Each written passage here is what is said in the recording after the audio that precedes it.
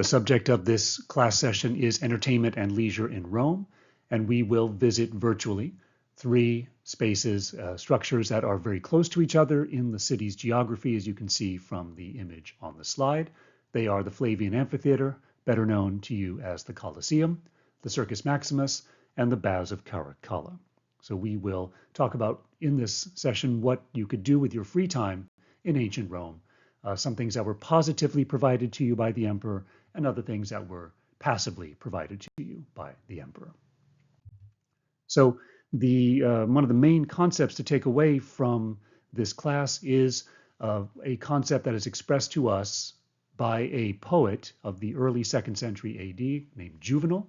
And in one of his poems called the Satires, as you can see the reference right there, he gives us this very important impression of Rome in the age of the emperors. And he gives us a very important expression that lives on in English, bread and circuses. You may have heard of this expression. I've highlighted it in bold there for you. But what is the fuller context? It actually gives it a lot more meaning. Instead of just talking about bread and circuses, let's think about what this means. And Juvenal says, ever since we lost the right to sell our votes, the people tossed their civic cares aside. The citizen who once had final say over legions, the fasces, the world, limits himself to the issues of ultimate concern, bread and circuses.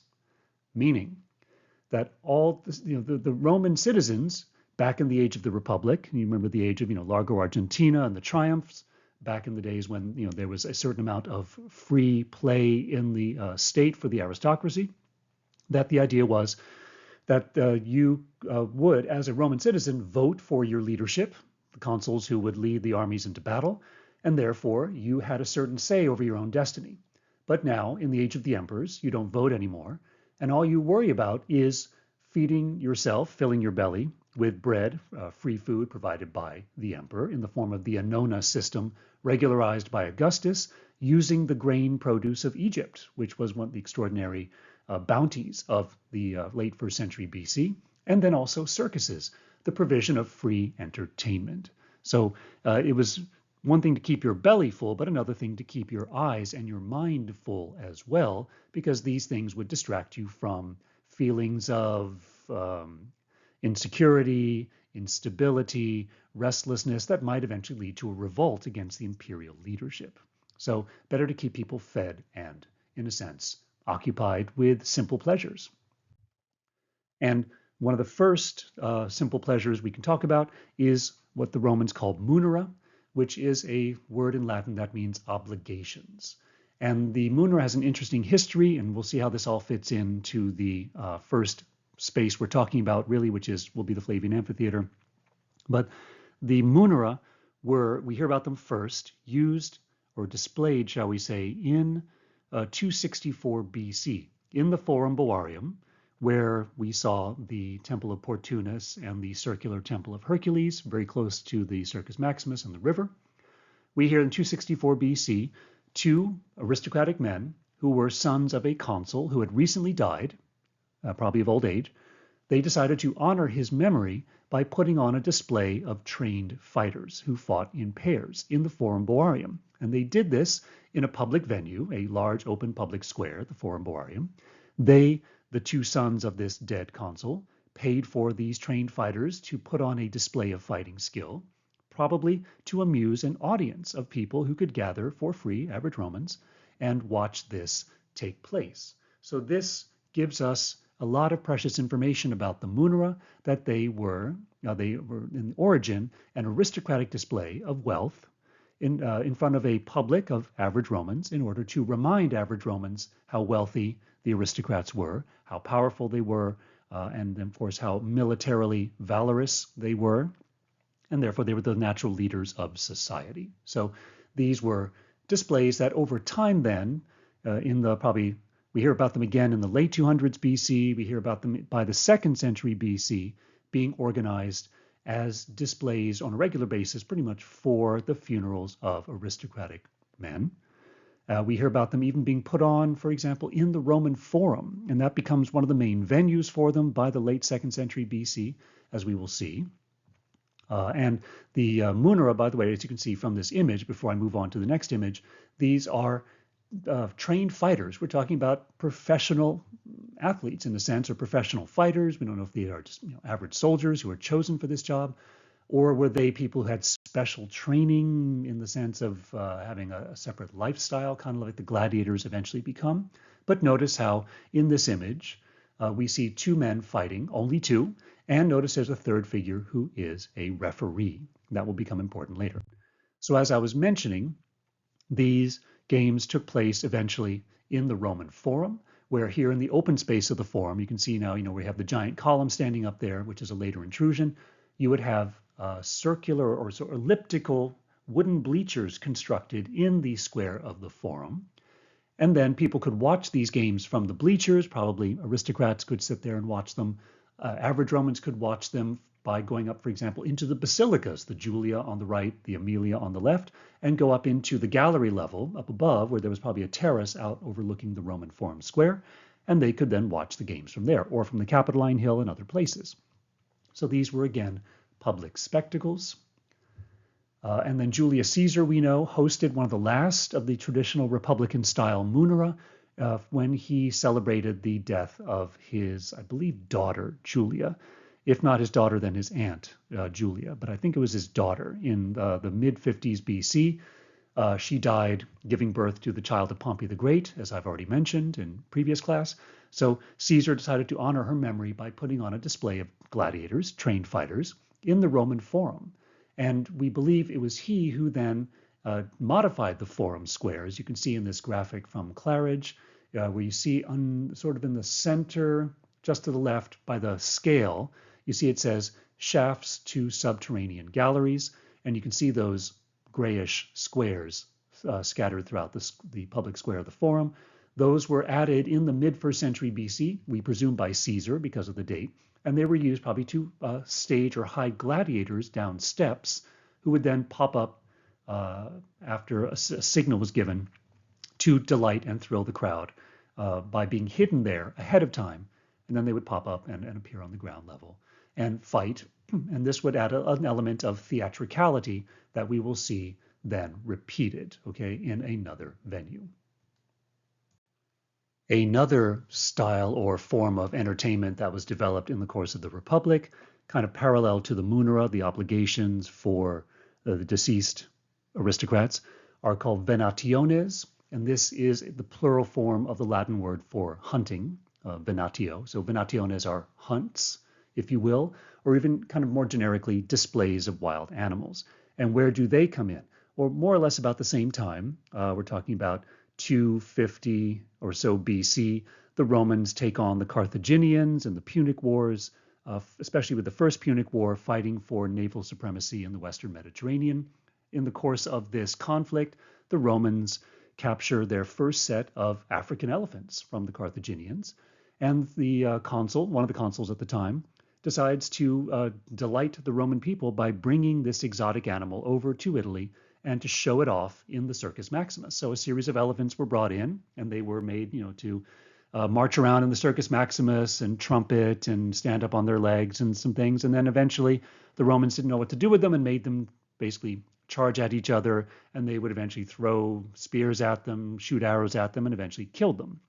And this then quickly evolved into a spectacle by the late 3rd century BC, in which the Romans would, whenever they captured a place, bring over animals from it, leopards, lions, tigers, bears, boars, anything you could that was wild and fairly ferocious and you could put on display, including, as you see in this image here, bulls, which were the most powerful kind of animals in Italy.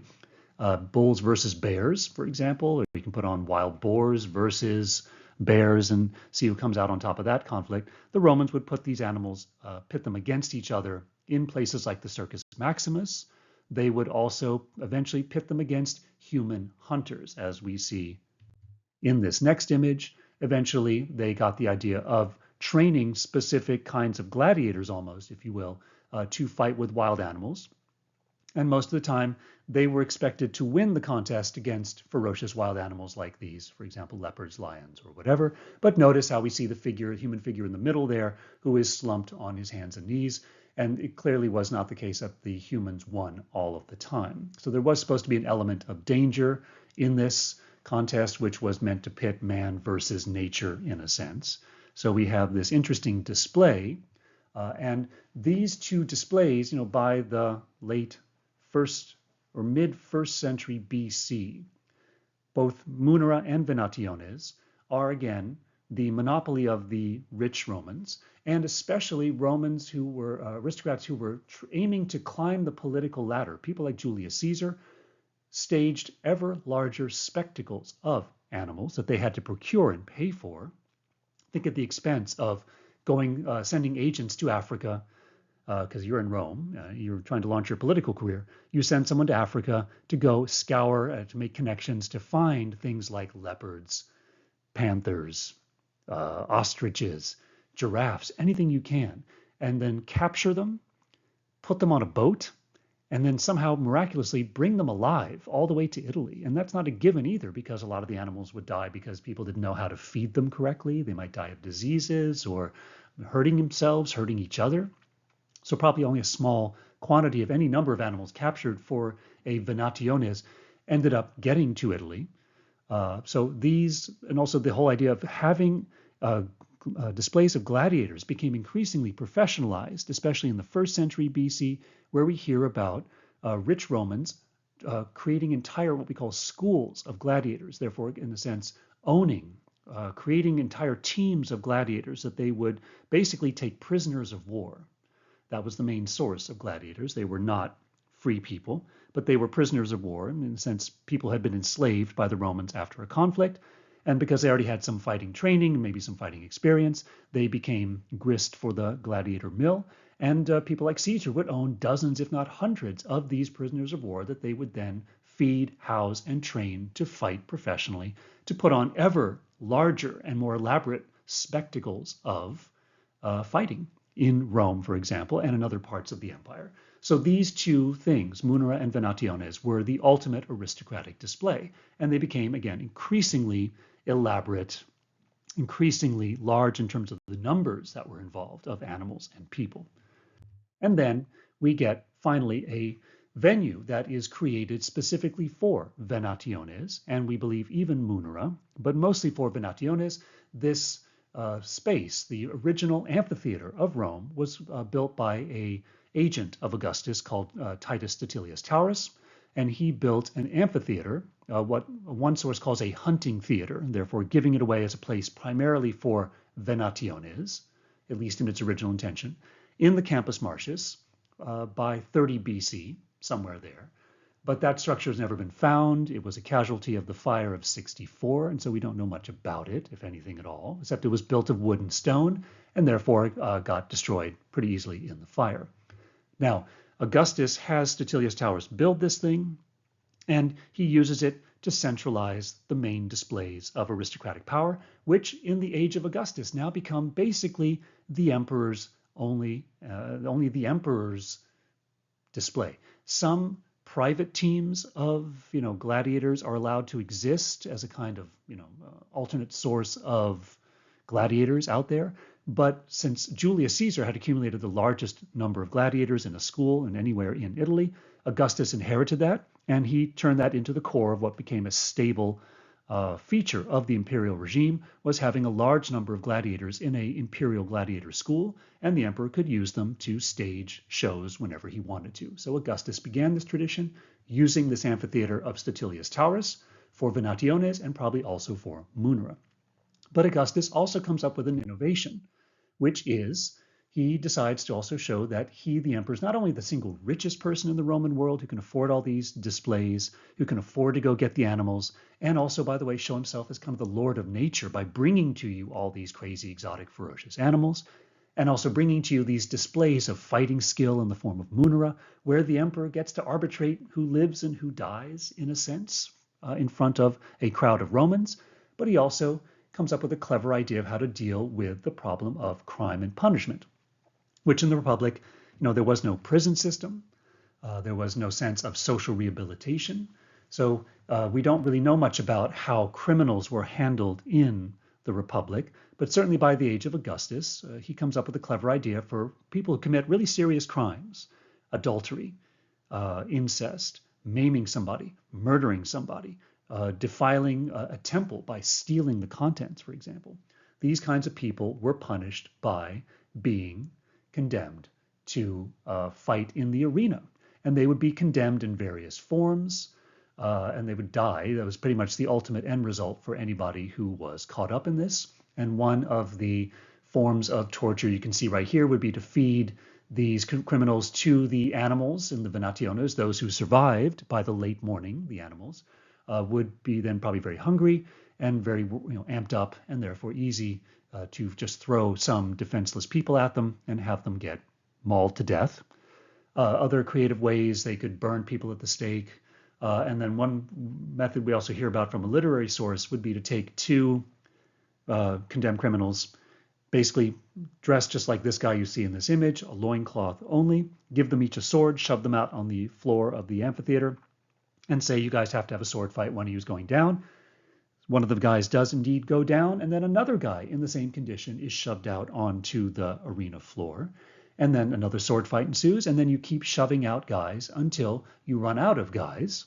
And then what happens to the last guy? There was always a public executioner waiting in the wings, and he would execute the last person, because the whole idea was your punishment was death. So there was no escape in any kind of way, shape, or form. So this was meant by Augustus to show, I, now as your imperator, princeps, am in charge of justice.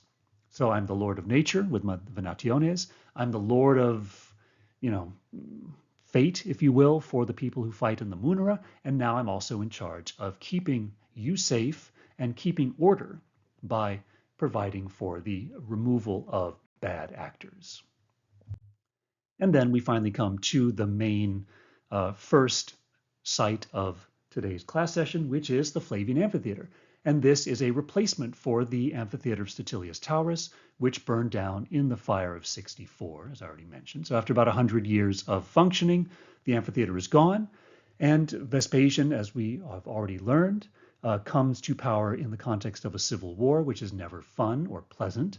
He needs to find ways to become popular because he is considered to be, he's an older man, about 60. He is kind of considered dour and very much just sort of a bureaucrat. He's not very creative, very friendly. People don't necessarily love him like the more flamboyant Nero. Therefore, Vespasian decides to buy himself some popularity using the windfall profits of the campaign against the Jews that he had successfully brought to a conclusion with his son Titus.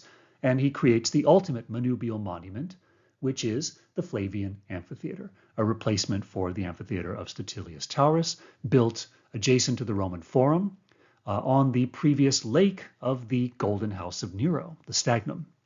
So this was a huge investment, as we will see, and it's called Flavian because, of course, it is a manubial monument of not only Vespasian, but also his son Titus, who inaugurates the Colosseum because the constructor, Vespasian, doesn't live long enough to see it finished.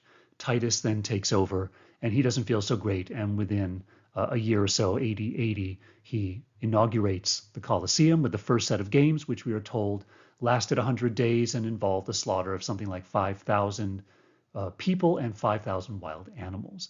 And how would you, or the display of 5,000 gladiators. Now, that's a lot of gladiators, and you might ask, how did they get that many people through the Colosseum even in 100 days? We can talk about that a little bit later. But we have Titus, and then it was probably finished by the younger son and younger brother of Titus, Domitian, who was in power the longest, 15 years, and we believe he finished the upper level of the building and brought it to its completion. So here is a graphic of the Colosseum, kind of exploded cutaway of it, the Flavian Amphitheater, just to show how extraordinarily complex the structure was. It was pretty much built in 4 sections. Basically, take the ellipse and divide it up on the axes into 4 quarters, and each quarter was built separately and united into a single unit. You can see it's got these tiers of seats. We have at least 4 different levels of seats that you can make out there, maybe even a 5th level if you look at the nosebleed seats right under the roof system. And then you have the arena floor level at the bottom, which you can see was covered in sand on the left, and on the right shows you what was under the sand, which was wooden boards that were therefore removable, if necessary, replaceable.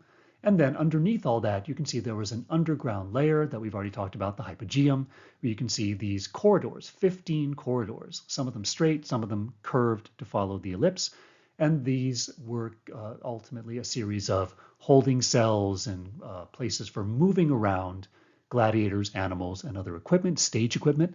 Look at the arena floor and notice you have trees, for example, on the ground. And these could be brought up through the middle corridor, the central corridor, ran all the way from one end of the arena floor to the other and could be used, opened up like a giant slit to pop up stage sets, which could then be used to show, for example, African animals in an African setting, using, for example, palm trees transplanted from Africa, and also stage sets may be made out of paper mache or equivalent to that. And also notice there are tunnels you can see leading out of the hypogeum, especially on the far right. You can see there is a tunnel. It would be connected to the hypogeum. It looks like it's floating in the air there, but where you see the ground level outside the Colosseum, beneath it is that gray corridor which connected the hypogeum to other structures on the outside. And this is how stuff was brought into the Colosseum secretly without the crowds seeing it through that tunnel on the right side. And then notice all around the Colosseum, as we've already seen, a public square. You can see the colossal statue of the sun god off to the left, although the scale is not quite right. If you ask me, even from this perspective, it looks way too short. It should be taller, being on its pedestal 120 feet tall. And keep in mind the Colosseum at its top level was 150 feet. So I think the scale is a bit off. But let's look at some of the features of the Colosseum now to get a sense of why this was a very important building, the Flavian Amphitheater. It was fancily decorated on the inside. There's not much left to see of this, but in a couple of places you look up and you can see some of the decoration in stucco or plaster, lime powder mixed with water, into which it was then spread on the walls and then on the ceilings, and then you could press into it designs that were carved out of wood to make these beautiful, for example, coffers like we've seen on triumphal arches, filled with little divine figures, animal figures, vegetal figures. So here's a close-up of some of these designs, like how delicate they can be. And all of this, is a good 30 feet above your head in some cases. And then another image altogether, you get a sense of how elaborate this is, and no expense was spared. There's not a lot left of the interior of the Colosseum. That's one reason why it's not the most fascinating place to visit. It was stripped out in later centuries. Basically, all of the marble and other limestone seating was taken away to be burned down and reused for its lime content. Little bits and pieces of the decoration survive. Here, for example, are parts of these, how to call them, when you had an exit, think about like a stadium where you walk through corridors and you pop out through a stair onto the seating area, and then you have to move, in front of you, down a little bit or up a little bit behind you, left or right. You had these also exits into the seating area, and they were lined with these marble backings, as you can see, with these delicate acanthus plant designs. And they were also lined on the sides with these real and imaginary animals like this griffin you can see on the far left. So these are pieces of marble that were carved and set into the exits and entrances onto the seating area. And there was also a lot of fancy colored stone architecture, white marble stone architecture throughout the building, places where there were columns. Here, for example, is a Carystian green column that came from the interior of the Colosseum, helping to support some of the art of the vaulting, but also just as decorative material. Didn't even really serve necessarily a structural purpose, but it was there for decoration. Here is a gray granite column from the inside as well. We know that there was sculptural decoration. They found this about 20 years ago, a statue of an emperor on horseback, we presume an emperor, but you can see a beautiful white marble statue, presumably commemorating some emperor who did something important inside of the Flavian Amphitheater. And then there is the debate. Here is an image of a model of the Flavian Amphitheater showing what we believe the exterior looked like. Notice how the second and third levels of arches are filled with statues. And the idea is that we have coins from antiquity which show the exterior of the Flavian Amphitheater, and we see the second and third levels filled with statues. The unfortunate thing, is that we do actually have remains of statues recovered from a couple of places inside the Colosseum, mostly from the drains. But there are no traces of things like the pedestals that you see in this model on which the statues probably stood. Not a single one has been found. And therefore, we wonder, is this real? Or do these coins show the Colosseum as it really was? Or was it simply an aspirational image, a plan for how somebody wanted to make it look, but they never got around to doing it? So those heads that we have found are heads of divinities, maybe even heads of athletes, for example. And you would expect to see that in a place like the Flavian Amphitheater. You would have statues of divinities and statues of athletes and so forth. And in fact, on the coins that show statues, some of the statue types are recognizable, even from just the small format of a coin. However, the jury is still out because, again, we don't have a great deal of evidence to support this conclusion. Not that it matters much. And then we should also notice that the Colosseum follows the same pattern that was set up for the first time, as far as we know, by the Theater of Marcellus, created by Augustus in the Campus Martius. Here we have the succession of orders, starting at the bottom with the Tuscan order, the Doric order, basically, the kind of local Italian version of that. Then you get the second level Ionic order, and then the third, in this case, fourth level, also the Corinthian order. And so that seems to have been introduced by Augustus, as was also the concept of using travertine for the exterior layer of the building.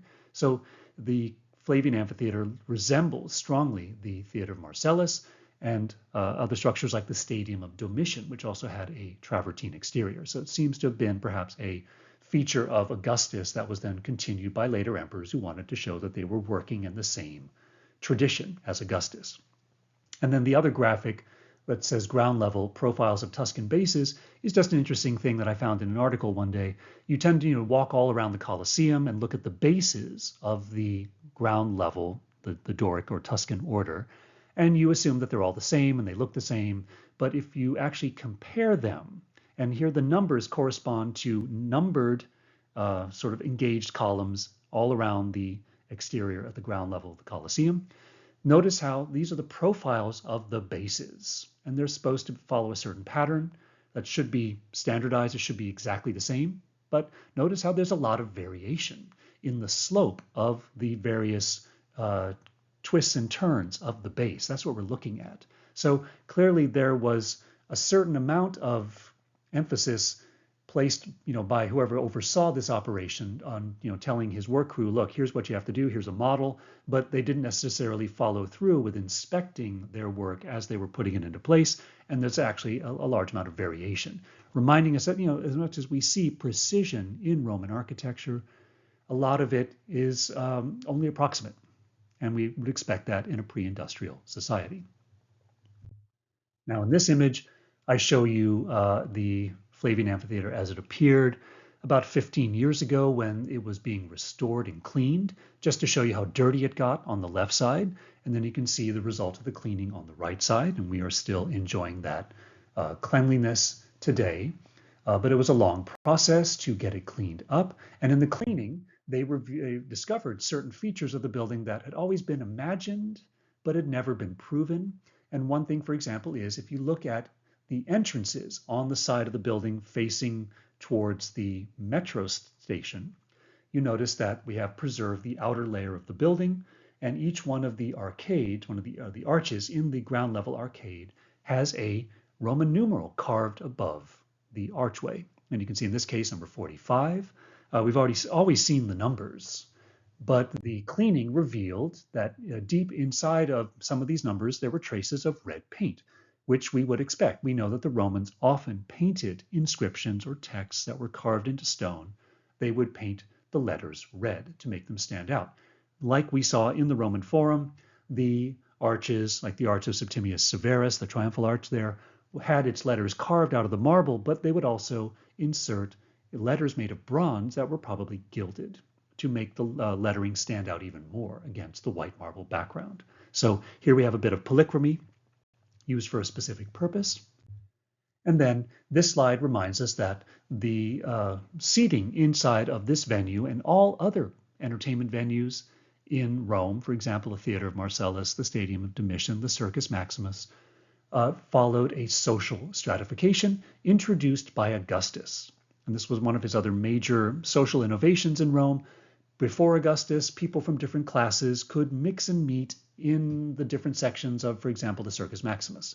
But Augustus did not like that. He wanted to reinforce the authority, prestige of the senatorial order and the knights, the now businessmen of Rome who were rich and the next most important class after the senators. And so he separated everybody by law, putting senators at the bottom in the level called the podium there, as you can see in this graphic section through the Colosseum.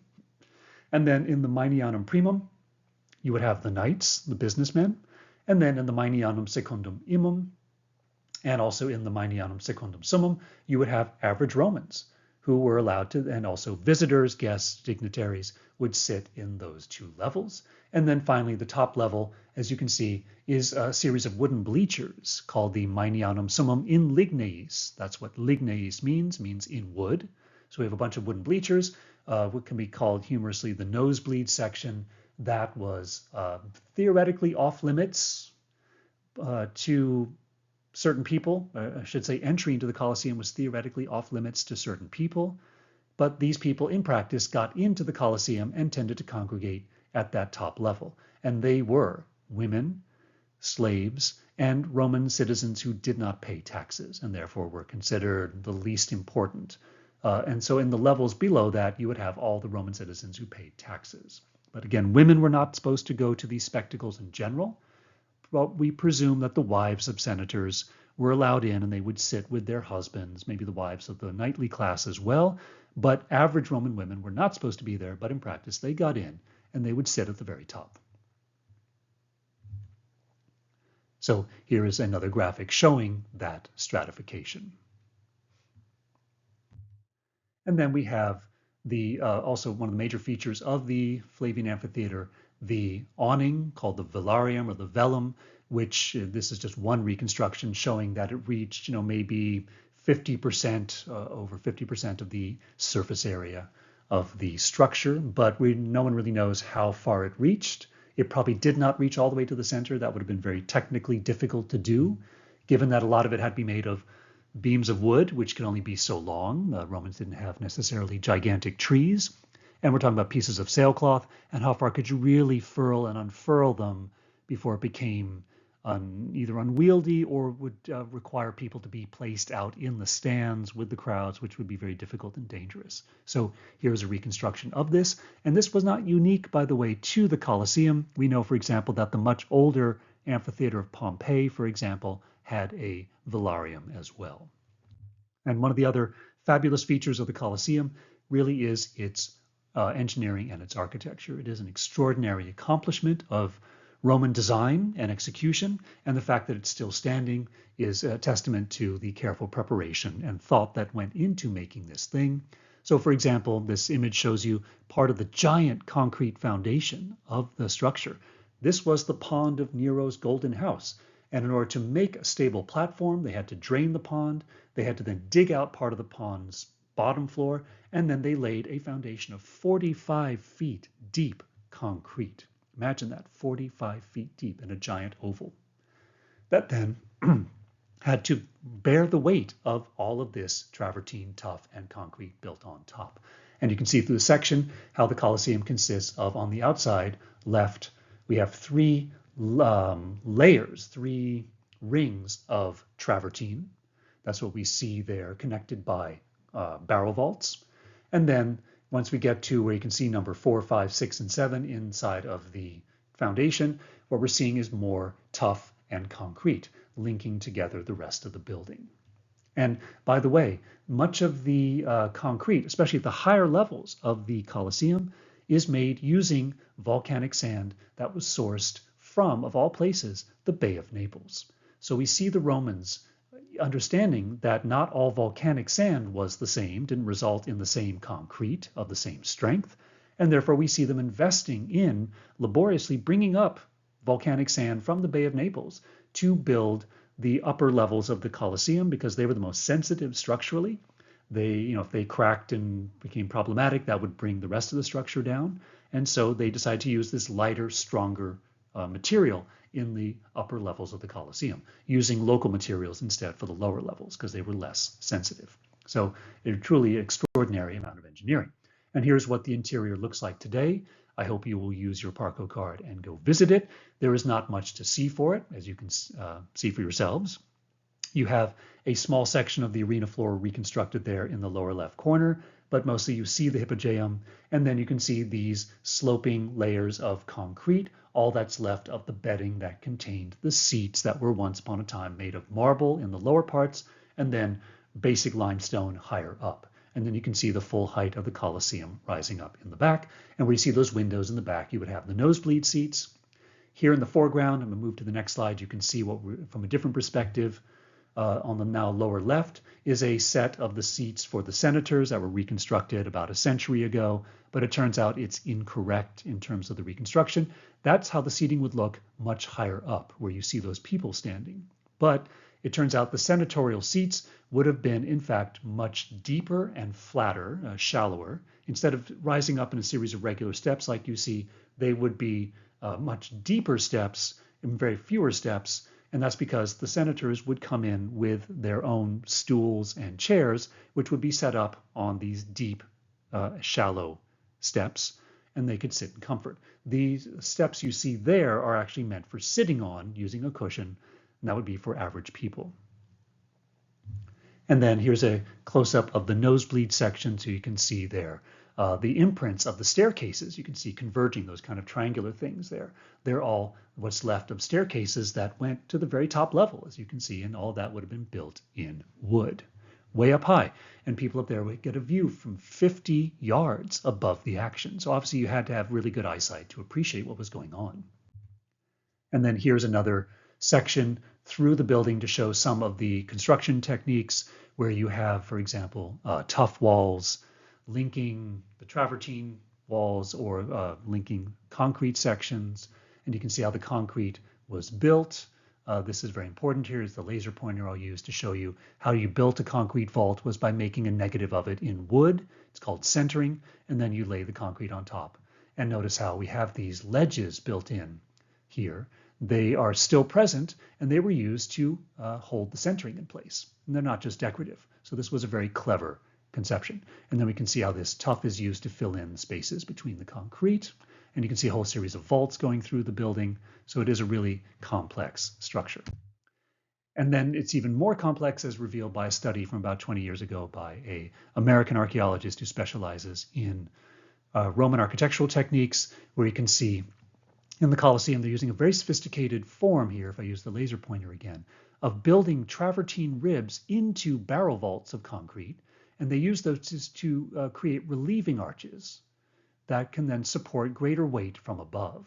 So this is an innovation. The Romans had not thought of this stuff 100 years before, but now we see the Flavian architects coming up with increasingly novel and elaborate solutions to make the building structurally stable, to support itself with all this massive weight coming down from a height of 50 yards or 50 meters. And then an image of the actual barrel vaults inside the Colosseum. If you do go, and you should, take a look up as you walk through some of the vaults, and you will see in the next slide the imprints here of each one of the wooden slats that was put in place. And you can see even the line between a section of slats. This is the outline of the wooden centering that was used to make the barrel vault. And then an image of the Hippogeum. This is a graphic showing its outline. You can see there are galleries going through it from the 4 axes. You can see the major part of the Hippogeum. And then we have other things coming up here. A section through the structure entirely. Here we can see, for example, what's left of the original stream that passed through here, later used by Nero to make his lake bed. And then we see the giant foundation set for the Colosseum, and then the structure rising above it. Okay, so this is a hugely engineered space. And then this other graphic, sort of the same thing from a different angle, which ultimately explains why A large part of the Colosseum did not survive, as you can see already in the graphic, the full height of the Colosseum here, and then we see less of it on this side, which has now been kind of taken away in the graphic. And that's because, as you can see here, the completely intact side, with the metro station back here to the left, sits on what amounts to, a bank of tuff, which is consolidated volcanic ash, but at least it's fairly solid. This green stuff and gray stuff here, whereas on the other side, with the Colosseum now faces towards the Caelian Hill and the Circus Maximus, it mostly sits on the remains of a sort of a swampy basin, and therefore the materials here are much less solid.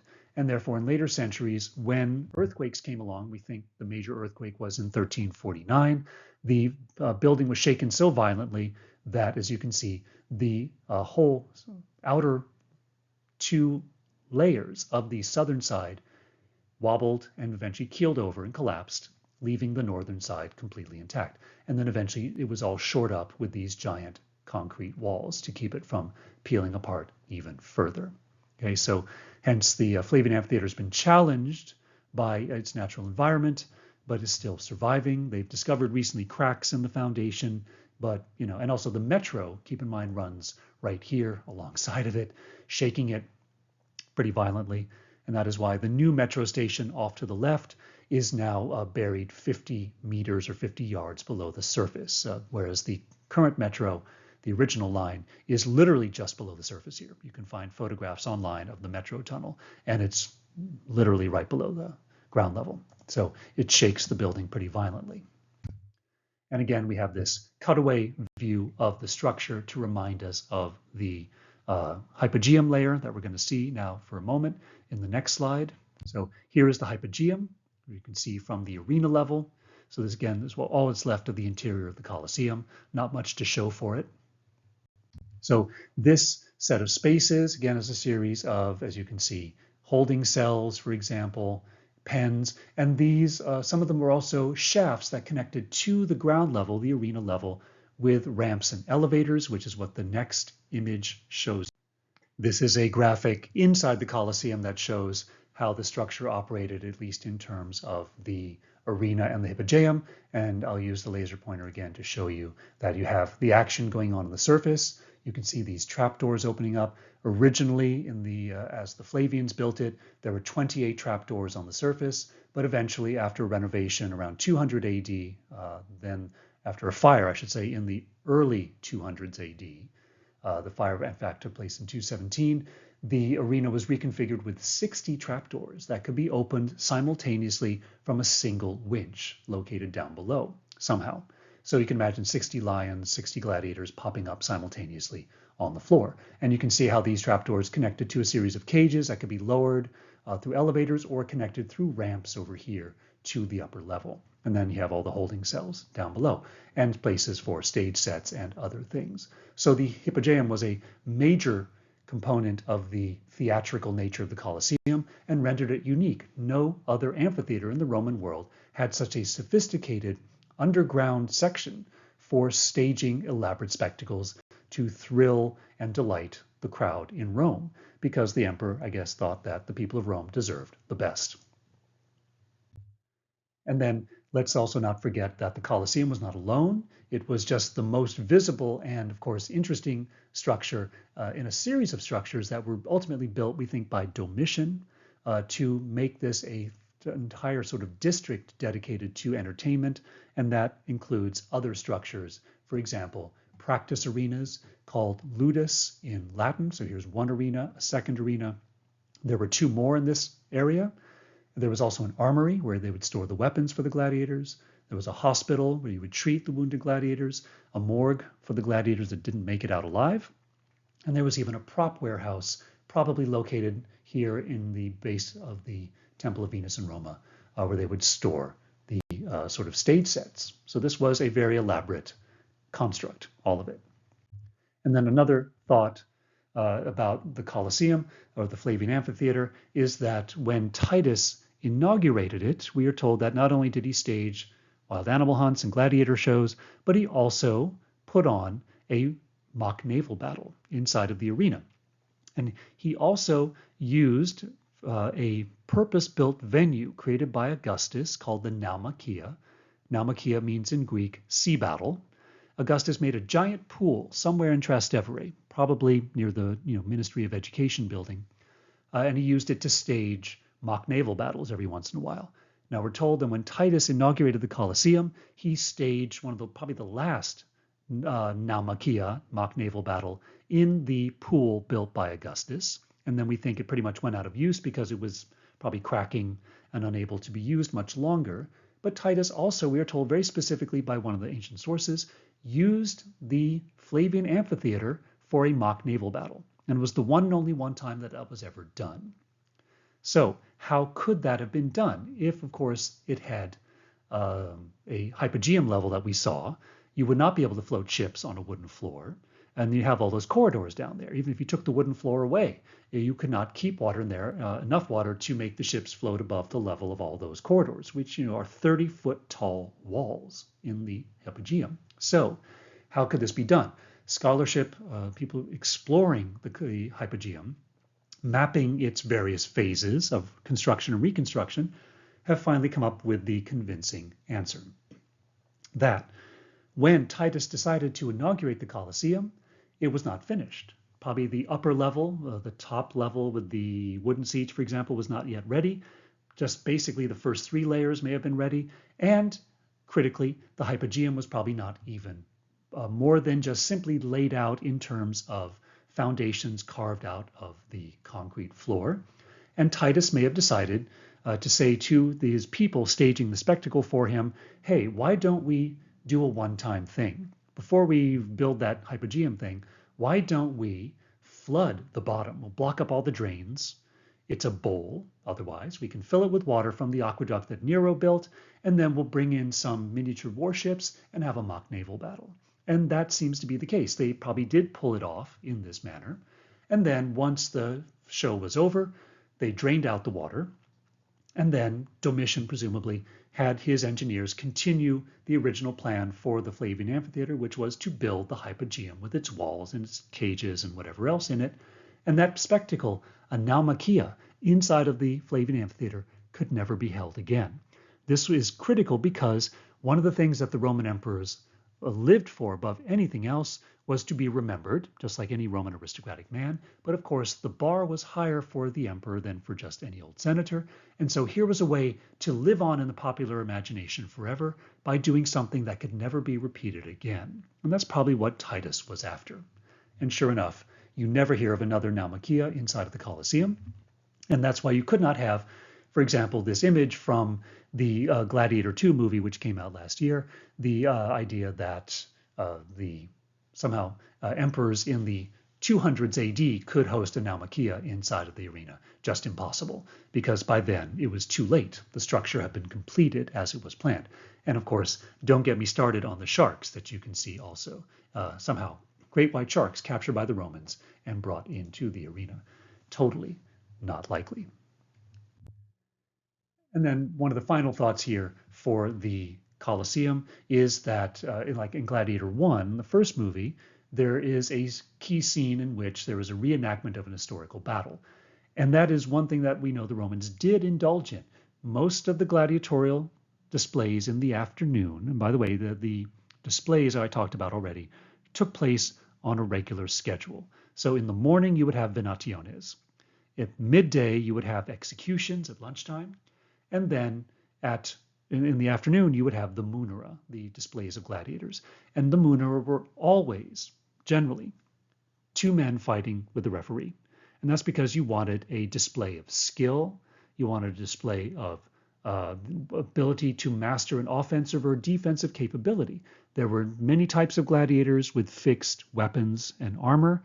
Maybe 12 types, of which 6 were very popular, and they were always paired very specifically. Type A and Type B, Type C and Type D, never Type A and Type D, for example. They had to be paired very specifically, and it then became a test of your ability to control your weapons and your armor. So people wanted to see not somebody just getting killed slowly but surely, but they wanted to watch something more like what we imagine is kind of great entertainment in sports today for us. For example, a tennis match. You don't want to see the number 1 seed take on the number 120 seed. That's over in a few minutes and it's not very exciting. You want to see the number 1 seed and the number 2 seed battle it out for 3 hours until each one is exhausted. And then finally someone manages to eventually overcome exhaustion and triumph. That's what they wanted to see in these gladiatorial displays, a display of skill. So we know from various strands of evidence that gladiators were not killed on a regular basis. They didn't die necessarily in every match. We have graffiti from Pompeii with the actual stats of certain gladiators, and they had wins, losses, and ties, which means that you could lose a match and keep your life. You didn't always die. And you could even have a tie, which was probably decided in that case by the referee, who would then, call the match and say, that's it. You guys are, neither one is victorious. So we know that the gladiators were put on for a display of fighting skill, and the Romans wanted to see two guys who were pretty evenly matched go at each other and see who could prevail ultimately. Sometimes somebody would die, but that was rare because, generally speaking, gladiatorial combat was a professional sport, very much like professional sports are today. No matter if you were the emperor or a private businessman who owned a set of gladiators, your job was to make money off of them. You invested in them, you paid for these people as prisoners of war, you fed them, you housed them, you trained them at great expense. You did not throw them away casually. So your gladiators worked for you and they earned money for you. And therefore you wanted to maximize your return. And the problem was, if you lost a good gladiator in a match, that was an expensive loss because it meant a loss of income. However, we also know that, from certain ancient sources, that if a gladiator got killed in a fight, then whoever was responsible for the show had to pay the owner of the gladiator the full amount of the gladiator's theoretical value. So you could get a big payout as the owner of a gladiator, but then you were out of a really good gladiator and you had to start all over again, perhaps. So owning a gladiator and showing gladiators was very much a business in ancient Rome. And therefore you didn't have gladiators doing these reenactments of historical battles. That's the point I'm trying to get to. Historical battles, by the way, in, for example, Gladiator 1, we are told that this historical battle is supposed to be the Romans against the Carthaginians. In reality, the Romans never showed battles, reenacted battles in which the Romans themselves participated. Because what if the so-called Romans fighting in this so-called battle lost, which was not supposed to be the outcome, right? The Romans were victorious in all but 2 or 3 major battles in their history. They did not want to be reminded of defeats. So they always chose in reenactments to show other people fighting, Greeks versus Persians, Greeks versus Macedonians, Greeks versus Carthaginians. They would never, ever have the Romans involved. So that's one thing that was never true. But they would stage these large spectacles, but only on certain conditions. Typically after winning major battles, an emperor would come home with a lot of treasure and also lots of prisoners of war. Some of them could be turned into gladiators, and others would just be turned into basically a one-time show. And here's where you'd have the reenactment of a historical battle. Take a bunch of these prisoners of war, several hundred or even several thousand of them, give them some cheap weapons and really no armor, divide them into halves and say, you're the Carthaginians on one side, you on the other side are the Greeks, and we're going to have a battle. And you would make them fight each other. It's just a giant disorganized mass. And you would, of course, naturally ask yourself, well, why would they even fight each other if they're prisoners of war? What's their incentive? The incentive would be 2 things. Generally, on the one hand, the emperors would often stage soldiers in the arena with weapons ready to start killing people if they did not want to fight. You would say, well, you're going to die one way or the other, so you might as well try to fight it out. And then they also might offer an incentive. The side that comes out with the fewest casualties, with the greatest number of survivors, in other words, I will forgive, I will commute the sentence from death to, let's say, being worked in a mine.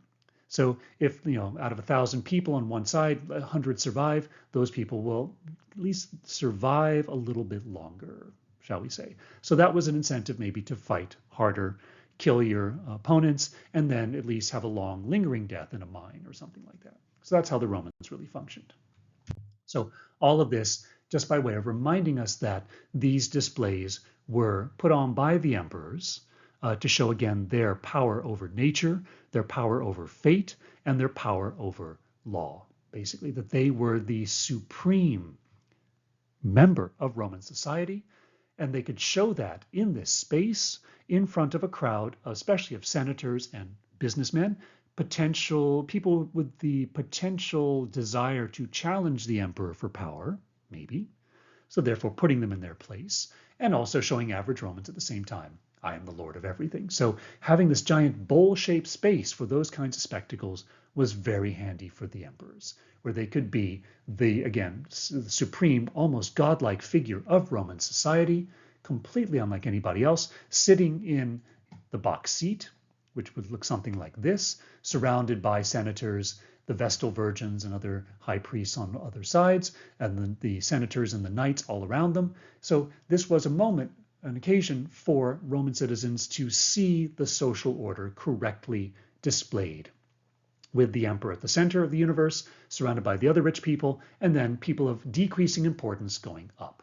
And everybody could see their place in Roman society literally splayed out before them. So this was a very handy thing for the emperors in a venue like the Flavian Amphitheater.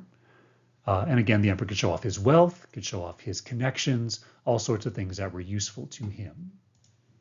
And of course, just like in the Circus Maximus, here was a chance for the emperor to gauge public opinion about his performance by, sort of encouraging the crowd to express themselves one way or the other.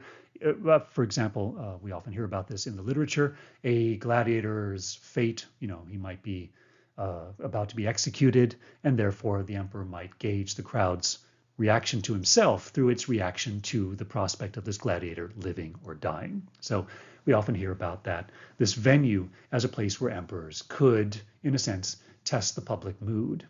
So it was very important for the emperor sometimes to show his interest in average Romans, their concerns, and the fact that he is either responsive to their concerns, or sometimes he would want to show himself intentionally disconnected from their concerns and above them. So it depends on the personality of the emperor. Now on to the Circus Maximus. So as the name implies, it is the largest Maximus circus in the Roman city. So a circus is the shape that you see here in the reconstruction graphic, a very, very long rectangle with one rounded end. So the Circus Maximus is giant. I mean, we're talking about a space that was approximately 500 yards long, 5 football fields long, and about 100 yards or a football field wide. So an enormous space. And the Romans said that the capacity of the Circus Maximus in the age of the emperors was something like 375,000 people. Even if we want to cut that down, that's still a large number of people. The Colosseum, the Flavian Amphitheater, held something like, the Romans said 87,000 people very specifically. Modern scholars tend to cut that down in half and say it's about 40,000 to 50,000. But I would tend to believe the Romans myself, and I would not be surprised if the Circus Maximus could effectively hold 375,000 people, because it wasn't a terribly tall building, but because it was so long, as you can see, and notice how the exterior is all a giant arcade, series of arches. You see the starting gates at the bottom left corner, and then you see the racetrack taking off, the stands surrounding it, and this is, and then off to the left side, upper left, you see the Imperial Palace that we've already visited. So a giant venue. And then what we have left of it is this. This is pretty much the only surviving parts of the superstructure. No one's ever, I think, dug down to the level of the racetrack, which must be still there in the park. That is the Circus Maximus today, but it's probably a good 20 feet under the ground. And there's probably even more of the circus itself left, the superstructure. If you look to the kind of left side of the image, you see that large green slope. Probably digging under there would reveal more of the brick-faced concrete structure that we see here in front of us, which is at the rounded end by the Palatine Hill. So this is probably the case that there's more of it around, but this is the only part that is visible and has been opened up to the public. You can visit this for free with your MIC card, so You're also encouraged to go in and take a look at it, even though there's not that much to show for it. It's a very simple and very small archaeological area, but you can see some of the reconstructed staircases here linking the ground level and a series of shops on the ground level to the upper levels of the seating.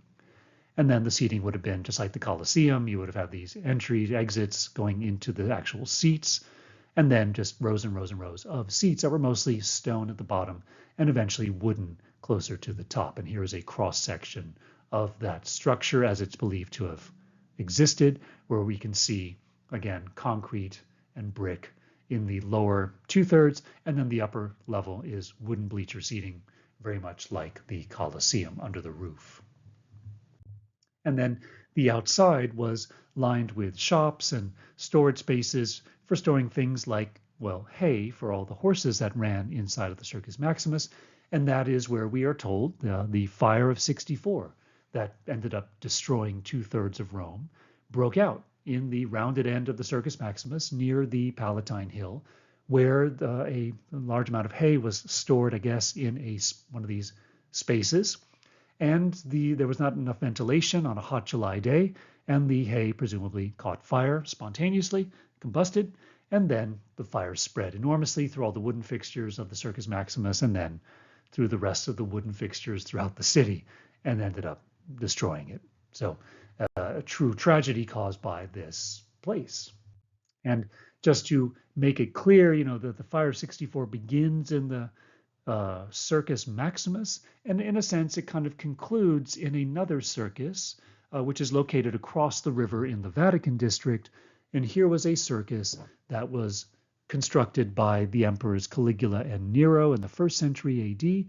Both of them wanted to be basically professional chariot drivers, and therefore they had this private circus. You can see the outline in gray on this image showing the Vatican City, but they used this circus for their own training.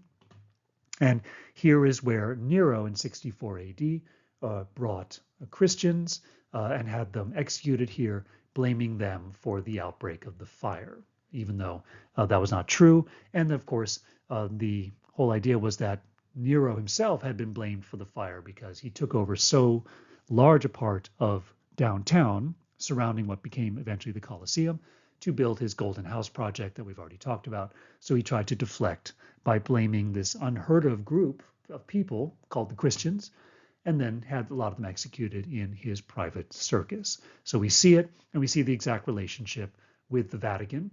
So if you look, where the dome of St. Peter's is, that is the exact spot directly beneath the center of the dome, beneath the high altar of the basilica, is where the grave of Peter was located.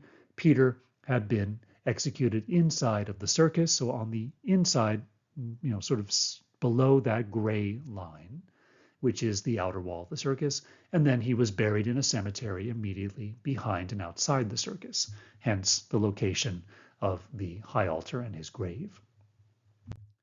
Now, here is a graphic from the Circus Maximus itself, which shows us how the space was articulated on the inside, which is important. Now, for one thing, I've added some labels here. We can see that there are some features built into the stands of the circus. So on the right side, we can see one of the major features of the Circus Maximus was a temple of Sol, Sol being the Roman god of the sun, who was called Helios in the Greek tradition, but the Romans called him Sol. And the temple was actually also co-dedicated to Luna, the moon goddess, as well. So the sun and the moon. And then notice at the very center of the curved section at the back, there was a triumphal arch dedicated to Titus. Titus, who had defeated the Jewish people with his father Vespasian, that was his triumphal arch. And this reminds us, of course, that the Circus Maximus was part of the triumphal route, and therefore triumphs would march through the track level of the Circus Maximus, and here was a place where 1/3 of the population of the city officially could sit in the stands and watch a triumph go through. So that was a very handy thing.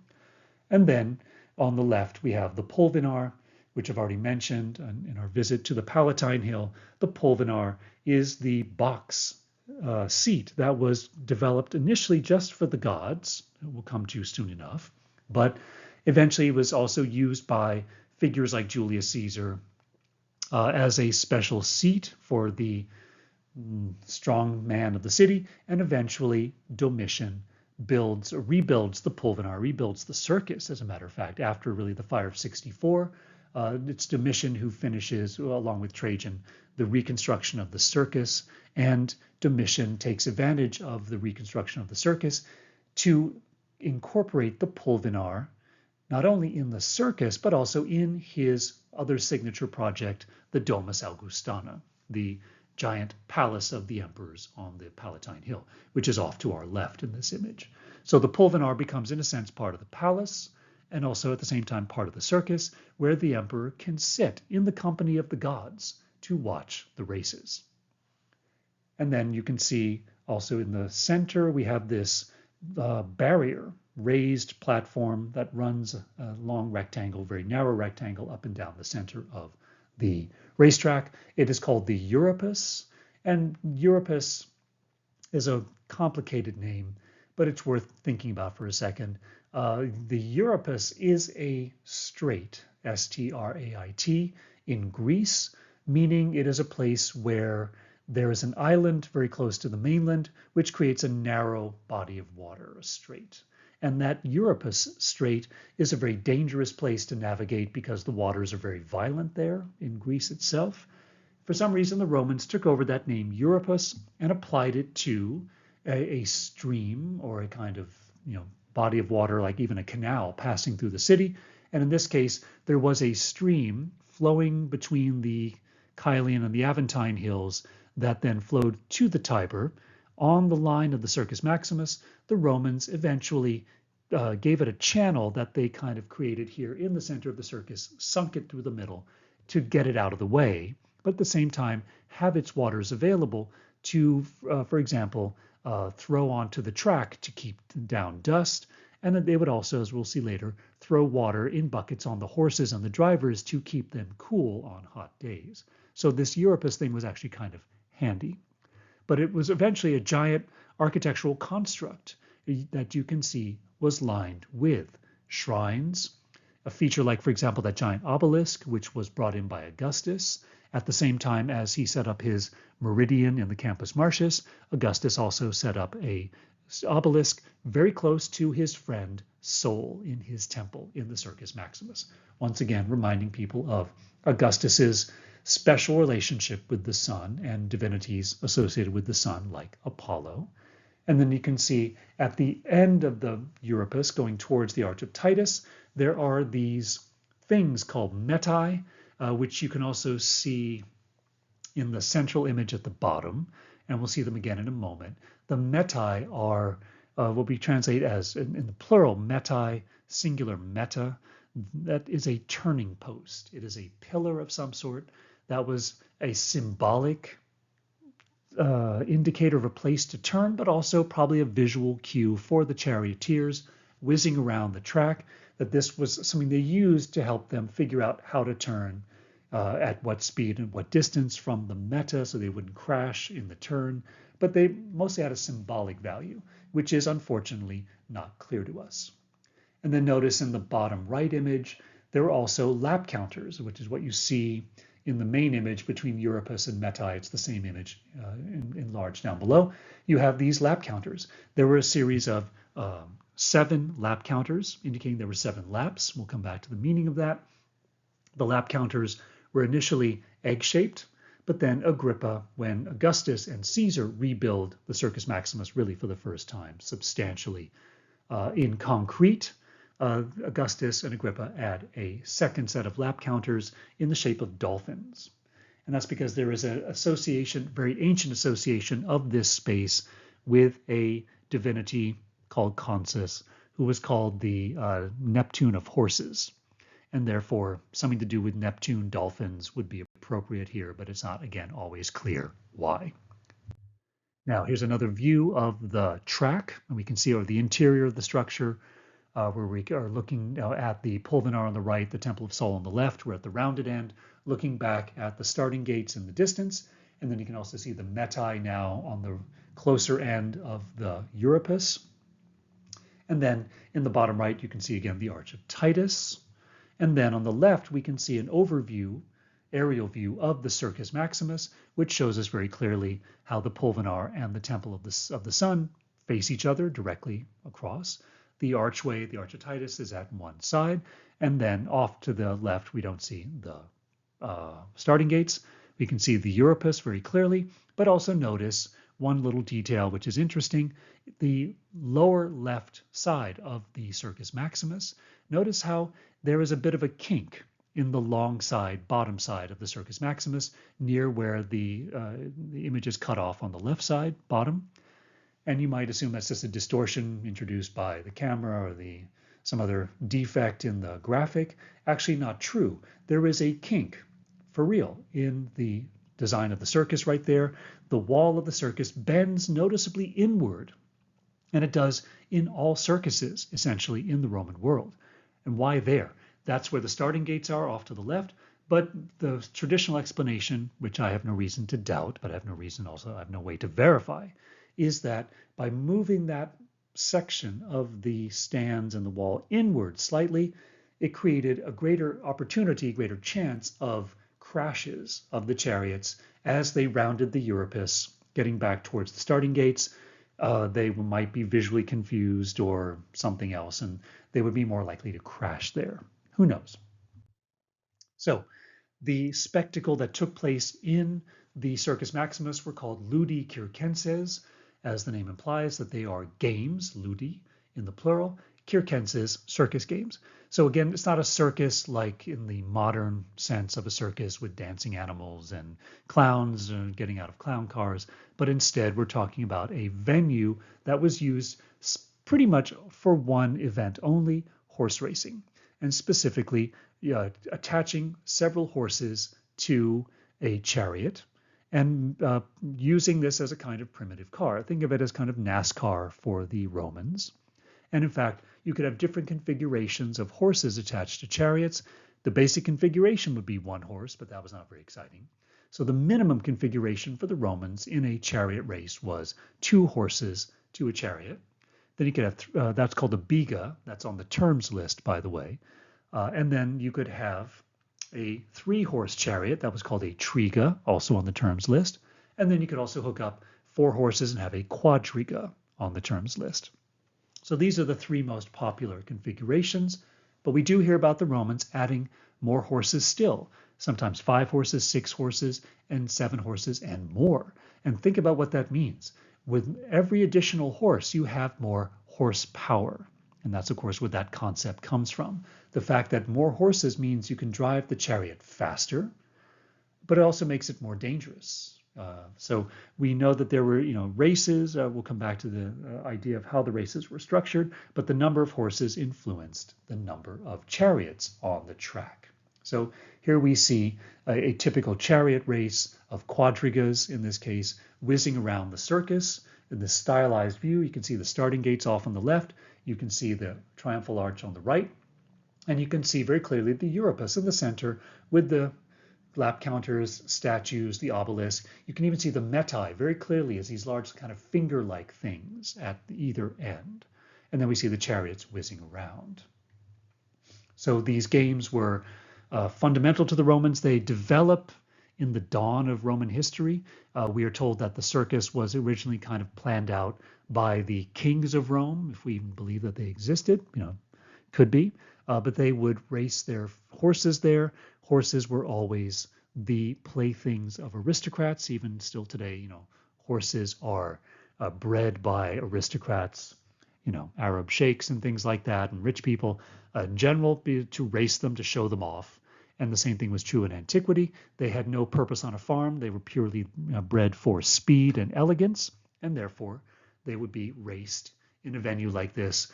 Initially, probably just on their own, but eventually the Romans, like many people, get the taste for chariots and the idea that you could put several horses together and introduce some element of human skill beyond a jockey, trying to control this very light, flimsy cart, in essence, 2-wheeled cart, built for speed, not built for safety. How could you stay on it? Think about there being really no suspension to speak of. Again, there were no safety devices. These charioteers, in fact, would have to lash themselves into these chariots using the reins. The reins of the horses were much longer than they actually needed for the drivers to control the horses.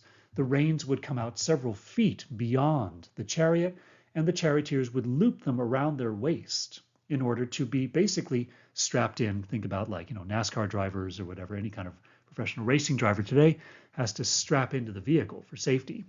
Then this is how they would do it. They would tie the giant reins around their waist, and then they also carried a dagger, so that if they fell out or the chariot turned over, they could cut themselves loose and hope to survive. So that was the theory. And so they would race in very intense format. And this, we believe, began in the Republican period. Probably the horses were owned by the aristocratic senatorial families. And by the age of the emperors, I really couldn't tell you who is in charge of the various racing teams. Did the emperor own a team? Not necessarily. We hear of at least one emperor, Domitian, trying to found 2 new teams. There were traditionally 4 teams, but we hear of Domitian creating 2 new ones, basically upping the amount of competition by 50%. But those 2 teams did not survive Domitian's reign. So we wonder who owned the teams. Were the private individuals, wealthy individuals, we presume, who would then race these things at the pleasure of the emperor. He had to be, of course, the MC of every major public display in the age of the emperors. So we presume that somehow the emperors, if they didn't own the chariot teams, the horses and the chariots, and the drivers, they nevertheless sponsored all of this, or at least somehow controlled the entire process, as another way to show I'm in charge of the state. I have some other images here of, again, circus races. All of these images, by the way, come from coffins, what we call sarcophagi in fancy Latin. These are stone marble coffins. And we see, for example, in the upper image, again, charioteers racing. In this case, we have, again, quadrigas, 4-horse chariots. Notice we see these other people also slinking around under the chariots, under the horses. They may be out there to pick up debris. They may be out there to splash water on the horses, and they kind of wait on the sidelines and pop up periodically for safety reasons, to remove things from the track or to splash down the track. And notice that we can also see the lap counters, the dolphin ones at the left. We see shrines. We see the egg-shaped lap counters at the right. And then in the bottom image, we see a series of cupids, little chubby babies with wings, driving imaginary chariots. And we also see, again, little cupids on the ground among the chariots, probably doing the same sorts of things that we saw above. And you can also very clearly see, again, the metae, the lap counters, and other features of the Euripus. And then here's a mosaic from Sicily, which also shows the Circus Maximus. You can see the Euripus very clearly there in the center, with the obelisk and the other structures on it, and then chariots parading, in this case, not racing, but parading around the venue. And that's because all of these entertainment spectacles, whether it be the gladiatorial shows, maybe even the wild animal hunts, but certainly the gladiator shows and the circus races, all started off with a parade, as we will come to know very soon. A parade in which the public got to see what was going to be exhibited to the public for their consumption, in terms of the gladiators who were being shown off, the charioteers, the horses. Everybody wanted to inspect and see these things in this kind of massive parade in honor of the gods before the actual spectacles began. And this is a mosaic in a museum in Rome that shows the 4 teams that were the backbone of the chariot racing system. They had the very original names, the greens, the reds, the whites, and the blues. And that's because they wore uniforms in a certain color. Not very imaginative, but we'll see the meaning of that in a moment. But these guys wore, again, these colored uniforms, and they raced chariots. And these guys were all very much like the gladiators. They were pretty much, slaves who had been forced into this lifestyle. They didn't necessarily choose to do it as free citizens. That was rare. And that's why it was kind of ironic for certain emperors like Caligula and Nero to behave in a sense like slaves by becoming fascinated by the lifestyle of gladiators and wanting to become essentially professional charioteers because they thought it would win them a certain popularity that they wouldn't get just from their role as emperor. They wanted to appeal to people also through the most popular form of entertainment, which must have been the charioteers. And that's why you also get another aberration in the form of a guy like Commodus, who is famously portrayed in the first Gladiator movie. And he was a real historical anomaly in the sense that he was the emperor at the end of the 2nd century AD, the most powerful person in the universe.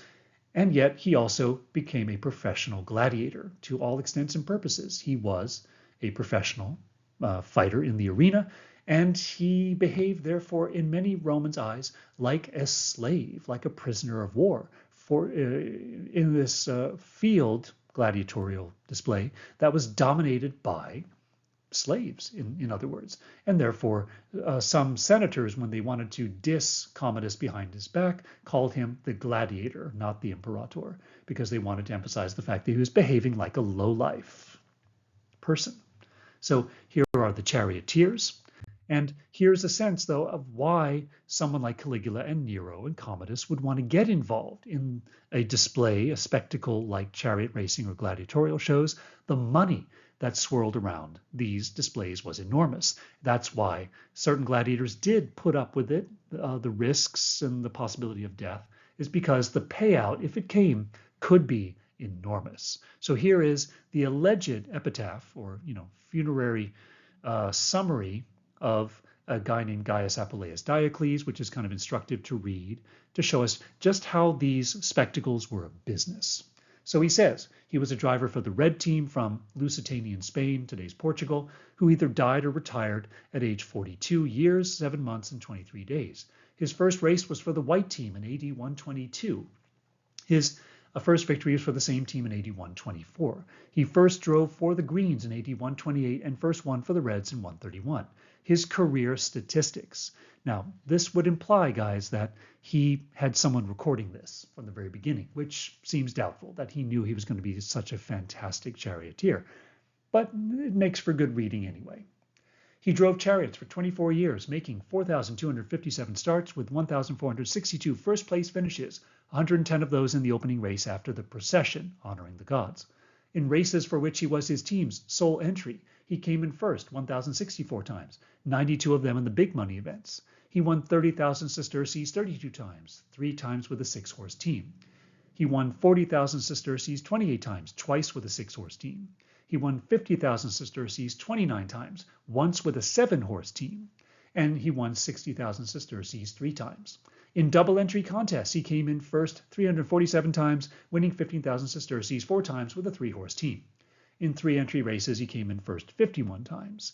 He came in first or placed 2,900 times, coming in second 861 times, third 576 times, and fourth once. That must have hurt. Winning 1,000 sesterces. He failed to place 1,351 times. His career winnings totaled almost 36 million sesterces. That's roughly equivalent to $600 million in today's money. He held a lead to win 815 times, came from behind to win 67 times, won under handicap 36 times, won in various fashions 42 times, and took the lead down the stretch to win 502 times, overtaking the Greens 216 times, the Blues 205 times, and the Whites 81 times. He made 9 horses 100-time winners and 1 horse a 200-time winner. So just to kind of fill out the picture here, when he talks about, for example, sole entry races, double entry races, here's where we see how the number of chariots changes the dynamic of the race. Theoretically, you could put, if you have 4 teams, each team could host a maximum of 3 chariots. So you'd have, in most, probably average races, 12 chariots. But let's say you wanted to have a different kind of spectacle. Imagine 12 chariots on the track. That involves a lot of maneuvering, a lot of opportunities for crashes. So it's kind of an average, maybe, spectacle. If you reduce the number of chariots, let's say each team gets to put in 2, then you have 8 chariots whizzing around the track, and you could put more horses on each chariot. Therefore, you get a faster race, one, though, with less opportunities for crashes and maybe spills, less opportunity for contact anyway. So it creates a different dynamic. And then imagine each team putting in a single entry, 1 chariot each. That's 4 chariots only racing, probably with something like 6 or 7 horses attached to each chariot. And that's a pure speed sprint with very little chance for contact. So that's how these the number of chariots and the number of horses influence the character of the race being run. So the Romans would change it up every once in a while to prevent it from becoming monotonous. And again, I remind you of the fact that there's another major circus, at least in historical terms, in the Vatican area, which is no longer visible. Nothing of it is left, but it's under St. Peter's Basilica. And that is built on the private property of Caligula and Nero because they wanted to be professional charioteers. They were fascinated by people like Gaius Apuleius Diocles, whose epitaph we just read. So they wanted some of that popularity. They wanted to be able to appeal to the masses, not just through their acts of generosity, giving out money and things like that, but they wanted to be the heroes of the masses in the Circus Maximus. And then just for fun, a relatively new series came out in the last couple of years called Those About to Die.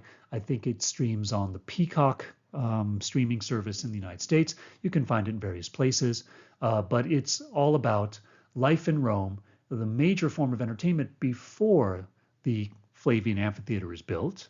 And then the figures we see here at the top center is Anthony Hopkins playing Vespasian. And his two sons, on the right you have Titus, and on the left you have Domitian. And as they're building the Flavian Amphitheater, you see it being built in the background in many of the shots. The major form of entertainment is still the Circus Maximus. And therefore, this series is about all the kinds of weird, wild, crazy things that happen in and around the Circus Maximus, with all the kinds of characters, some of whom are foreigners, some of whom are just sort of thieves or sort of cutthroat business people. It's an interesting thing to watch if you want to see Rome in AD 70 or thereabouts and get a sense of how the circus kind of role it played in Roman society.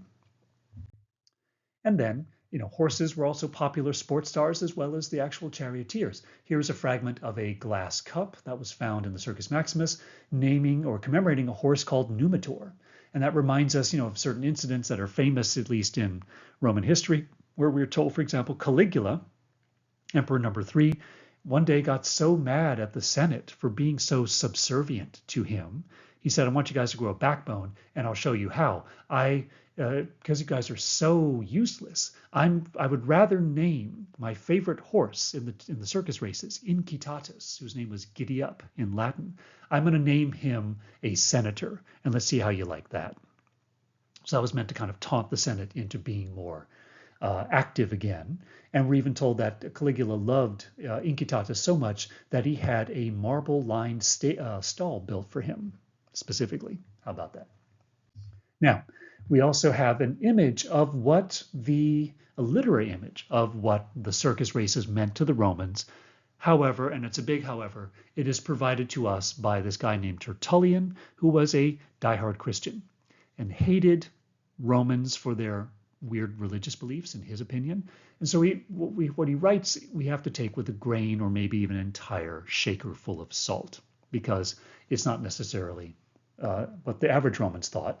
But he gives us some interesting windows into maybe what the circus races were all about. And certainly what he does mention here, for example, is that in the circus, the pompa, the procession, comes first and shows in itself to whom it belongs, with the long line of images, the succession of statues, the cars, chariots, carriages, thrones, garlands, and robes. So we get the sense of this elaborate procession that departed from the Roman Forum, wound its way through some of the streets, down by the river, and then processed through the Circus Maximus. And this is how, again, all of these things are introduced to the crowd before the actual circus races begin. What sacred rites, what sacrifices come at the beginning, in the middle, at the end, and what guilds, what priesthoods, what offices are astir. Everybody knows in that city where the demons sit in conclave. The pompa of the circus offends God. Even if the images are but few in its procession, one image is idolatry. If but one chariot is drawn, it is yet Jupiter's chariot. Any idolatry in any form, meanly equipped, moderately rich, splendid, is nevertheless reckoned idolatry in its guilt. So Tertullian is not a fan of these things, but we get a sense of this procession, which involves statues of the gods. And he goes on. The circus is primarily dedicated to the sun. The sun's temple is in the middle of it, and his effigy shines from the top of the temple. They did not think it right to pay sacred honors under a roof to him whom they have in the open above them. How many idolatries do you recognize in the very decoration of the place itself? The ornaments of the circus are in themselves so many temples. The eggs are assigned to the honor of Castor and Pollux by those who do not blush to believe that they sprang from the egg of the swan Jupiter. That's the myth of the birth of Castor and Pollux, whose temple we saw in the Roman Forum. The dolphins spout in honor of Neptune, as I mentioned. The columns carry images of Cessia, sowing, of Messia, mowing, of Tutulina, tutelage of the crops. So there was some kind of association also with agriculture in the Circus Maximus. In front of them are 3 altars for the triple gods, the great, the potent, and the prevailing, whatever they were. The huge obelisk, as Hermatiles maintains, is set up for the sun, the gift of Augustus. Its inscription is like its origin. The superstition is Egyptian. The concourse of demons used to be dull without their own great mother, so now she presides over the trench. Consus is hiding there underground at the goals, the Mercian goals, and these also are made by an idol. So we have all these divinities that are associated with the Circus Maximus, but especially the sun, as Tertullian points out. So to Castor and Pollux is dedicated this kind of exhibition, the pair to whom Stesichorus says horses were assigned by Mercury. But Neptune also has to do with horses. He is called Hippios among the Greeks. When they harness the horses, the 4-horse chariot is consecrated to the sun, the 2-horse chariot to the moon. Chariots, very properly, have their drivers clad in the colors of their idolatry. For at first there were but 2, white and red. White was sacred to winter for the gleaming white of the snow, red to summer because of the sun's redness. Afterwards, as pleasure and superstition gained ground together, some dedicated the red to Mars, others the white to the winds, the green to Mother Earth or spring, the blue to the sky and sea or the autumn. So we get the sense that the 4 colored teams somehow represent the 4 seasons. And then what about, the 7 lap counters, for example, and other things that we've heard about?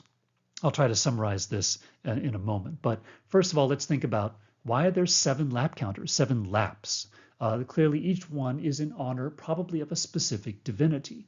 And those divinities are probably the same ones listed on a graffito that was found at Pompeii in the 1st century AD. And as it says there, where it says Pompeii, notice below that it says dies, the word for day, and we get abbreviations for 7 different divinities: Sat, Sol, Lun, Mar, Mer, Jove, Ven. And we can spell them out as Saturn, Sol, the sun god, Luna, the god of the moon, goddess of the moon, Mars, Mercury, Jove being Jupiter, and then Venus. So there are 7 divinities worshipped here. 2 of them we can call, planets or, celestial bodies, the sun and the moon, but the rest are divinities: Saturn, Mars, Mercury, Jove, and Venus. But each one has a sacred day. And that's what's kind of fun for a second, is to think about what if, Saturn, even in English, had a special sacred day that recurred on a regular basis, at least annually, if not more often. What might you call that? The dies Saturni in English would become, well, Saturday. If the sun had a magic day, it would be called maybe in English Sunday. And of course, you can see where this is going. The moon has a special day we call Monday. But then in English, things go wrong. We don't have Mars Day, but we have Tuesday, so we'll come back to that issue in a second. But if you're studying Italian, you will know that what we call Tuesday is still called in Italian Martedì, meaning the day of Mars. Still there. Wednesday is called Mercoledì. Thursday is called Giovedì. And then Friday is Venerdì. They're all still there in one language or the other. And even, of course, if you look at Italian, Lunedì is still the moon's day. But then what happens in the Nordic languages like German, English, what happens with Tuesday, Wednesday, Thursday, Friday, when eventually some of these ideas make their way to these Germanic occupied areas after the collapse of antiquity, they identify Mars with their war god Tyr. It becomes Tyr's Day, Tuesday. They identify Mercury for some reason with Woden or Odin, who is, of course, the king of the Norse mythological tradition, but he also had messenger functions that made him most like Mercury. So he's associated with Mercury, Woden's Day, Wednesday.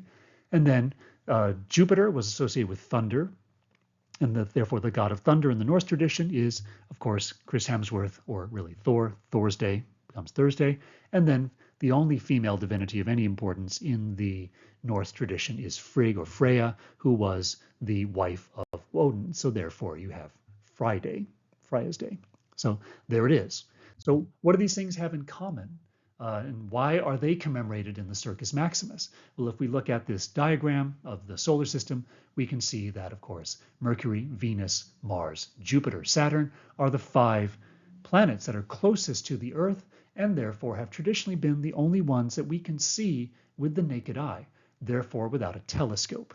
Before the age of Galileo in the 1600s, these were the only planets that could be made out in the sky, and they have been observed, guys, for millennia. We're talking thousands of years by the Egyptians and the Babylonians and other ancient people who had not only observed and recorded and mapped their various configurations in the sky that change over the course of the year, but also interacting with the zodiac, with the sun, and with the moon, therefore creating the sense that these 7 things, the sun, the moon, and these closest 5 planets, somehow influence our destiny. So that's how we get both astronomy, observation of these planetary features, planetary bodies, all 7 of them, and astrology, interpreting their various configurations as a divine message from one of these divinities saying, this is what the future holds for you.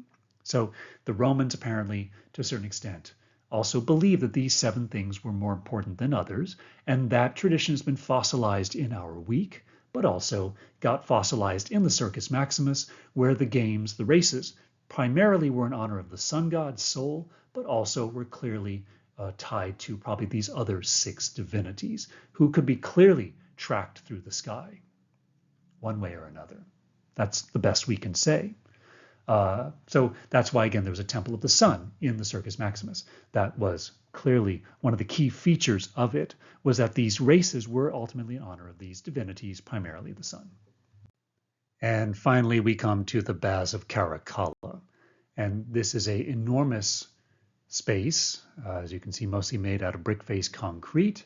You have to imagine all of those walls lined with marble and colored stones, all of it missing, and a tremendous amount of colored stones as well, used for columns. There was something like 250 columns of white marble and colored stone.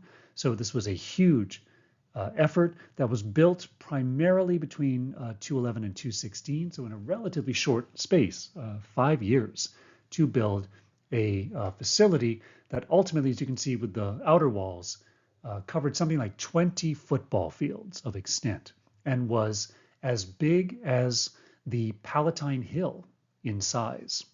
And all of this meant for the use of the public. And the part we're staring at, where you see the dome structure at the center, that is the main bath building.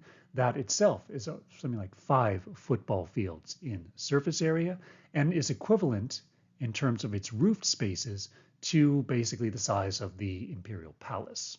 So this is kind of like a gift from the Emperor Caracalla to the people of Rome, allowing them to live his lifestyle, in a sense, by going into a building that's the size and scale of the imperial palace. But of course, you're not living in it alone with your immediate family and an army of slaves. You're sharing it with several thousand people at once. But it is still a nevertheless massive achievement. And just to put it into context, Caracalla was the son of Septimius Severus at the far left, who came to power after a civil war. With the death of Commodus, the gladiator emperor, in 192, there was then a year of the 5 emperors. So we have another civil war, a 5-way civil war this time, that kind of like the year of the 4 emperors that led to the rise of Vespasian. We get Septimius Severus emerging victorious after a messier period with 4 other contenders. But he is able to set up a dynasty with 2 sons, Caracalla, whose name was really Lucius Septimius Bassianus, but he was called Caracalla because he enjoyed wearing this sort of cloak from Gaul, the province of Gaul. It was called the Caracalla, and tried to make other Romans wear it instead of a toga. so he got the name Caracalla. But his name was Lucius Septimius Bassianus, and even more odd or weirder still was the fact that he also had the name Marcus Aurelius Antoninus. I only mention that because it was one of the weird concepts of Septimius Severus, his father, who, again, being the victor of a civil war, had to find legitimacy somehow. And he came up with a very unusual solution. He decided to undo the damnatio memoriae of Commodus, Commodus who had disgraced himself and then been subjected to damnatio memoriae. Lucius Septimius Severus undoes that, rehabilitates him, turns him into Divus Commodus, quite the opposite, and then has himself, Septimius Severus, posthumously adopted by Marcus Aurelius, the father of Commodus. So in a sense, Septimius Severus becomes the brother of Commodus, and that's why he then becomes jealous and protective of Commodus's memory, and he renames his own biological son, Lucius Septimius Bassianus, Marcus Aurelius Antoninus, to indicate that there is continuity from the dynasty of Marcus Aurelius. That's the whole ploy, anyway. So it's amusing, in a sense, but we call this person, especially Marcus Aurelius Antoninus, Caracalla. And he's not exactly a good person. In the first year of his reign, now, back up for a second. When Septimius Severus dies, he has two sons, Caracalla and Geta. We've already talked about them in the Roman Forum at the Triumphal Arch of Septimius Severus. Severus allegedly tells his sons on his deathbed to, get along and rule jointly. But within a year of his death, Caracalla has Geta killed and then subjects Geta to damnatio memoriae, erasing his image and name from every public monument, and then rules alone. And that's probably why he decides to invest in the bath complex, the thermae that he builds, is because he wants to buy some popularity when, of course, people are asking the uncomfortable question, what happened to Geta? So he sponsors this project, but he doesn't really live long enough to see it completed. Caracalla is assassinated by his own troops in 216 after just 5 years on the job, which indicates he's not a very pleasant or competent ruler. And you look at his face and you see, and we often think of him as being very angry looking, grumpy if you want. But then he is succeeded by two cousins, because there's no one else left in the direct family line, two cousins who come ultimately from Syria, all the way across the Mediterranean, are brought in to fill in the gaps. Elagabalus, who is young and crazy, 18, full of weird ideas. He's supposed to be somehow some sort of priest of the sun god in Syria, if not an incarnation of the sun god from Syria. And therefore, he's a little too weird for the Romans. He ends up being assassinated very young, in his early 20s, and then succeeded by his cousin Alexander Severus, or Severus Alexander, who ends up being killed by his soldiers after a few years on the job, and the Severan dynasty runs its course after just about 40 years. But between the two figures who rule the Caracalla and then Severus Alexander, that's really when the baths of Caracalla are built. Severus Alexander finishes off what Caracalla had started. So here's an image of the larger complex. This is what we're talking about in its entirety. You have the core of the bath facility where you see the blue stuff, especially that's water, and also the giant rounded projection there, but then surrounded by an exterior wall. And that defines the complex, separates it from the rest of the outside world. And it is filled with all sorts of stuff. You can see at the top, for example, there's a reservoir underneath the scale. You can see the aqueduct that was built specifically by Caracalla runs in there and fills up this reservoir, set of reservoirs that provided water to the complex. Let's say if the aqueduct was out of service, you had a supply of water. The stadium is a large seating area for people to congregate in. Where you see the W's there were libraries built into the facility. So this was also a cultural complex where you could read. And then those structures that you see running down the sides, left and right, T, S, and V are some sort of lecture hall, study room, fountains or grottos, and also gymnasia, maybe, it's not really clear. Some of those rooms have heated floors, hypocaust floors, like we saw in the so-called Jupiter's dining room, the Coinatio Jovis, in the Domus Augustana. So these were probably used in the wintertime. That's all we can say, but they were probably for public use. Therefore, they might have been lecture halls, places where you could listen to musical recitals or poetic or philosophical recitations of some sort. But then you got long porticus structures you can see lining the space there. And then at the very bottom, where you see the main entrance and all those little miniature rectangular spaces lining it, those were all shops. So that we're talking about a large shopping area as well, selling goods and services. We're talking about a place where you would spend, if you were a Roman man especially, a large part of your day. These thermae, these large imperial bathing complexes, remember, were invented by Marcus Agrippa, who built a bigger balneum, a bigger private bathing facility, which was eventually called the Thermae of Agrippa, the Baths of Agrippa in the Campus Martius. And that was a place that probably held 1,000 people, maybe, in a sort of a 1 square city block. But these thermae, as the centuries wear on, are built by other emperors. There are ultimately 11 of these thermae, and they get bigger and bigger over time until you come up with the last generation of them, which all follow this same plan as you see in the Baths of Caracalla. It seems to be modeled on the bath complex built by Trajan, probably modeled or designed by his great architect Apollodorus of Damascus, built on the Esquiline Hill behind the Flavian Amphitheater. Very little remains of it. This is a bigger version of the Baths of Trajan, and then a bigger version still is built by a later emperor we'll get to know, Diocletian, and that still survives also in the urban fabric of Rome as the Baths of Diocletian, very close to the Termini train station. So these last 3 major bath complexes, the Baths of Trajan, Caracalla, and Diocletian, have this standardized plan of an outer wall lined with facilities, and then you have an inner garden called the Xystus, which is the term I've given you there, as you can see, between stadium and the bath block near the north arrow. Xystus is a Greek word, but it means a garden. So this was a kind of probably open landscape garden. We don't know exactly what it looked like, but we'll take a look at it in a moment. And then you have the bathing facility that we'll explore in greater detail. So again, the use of these things.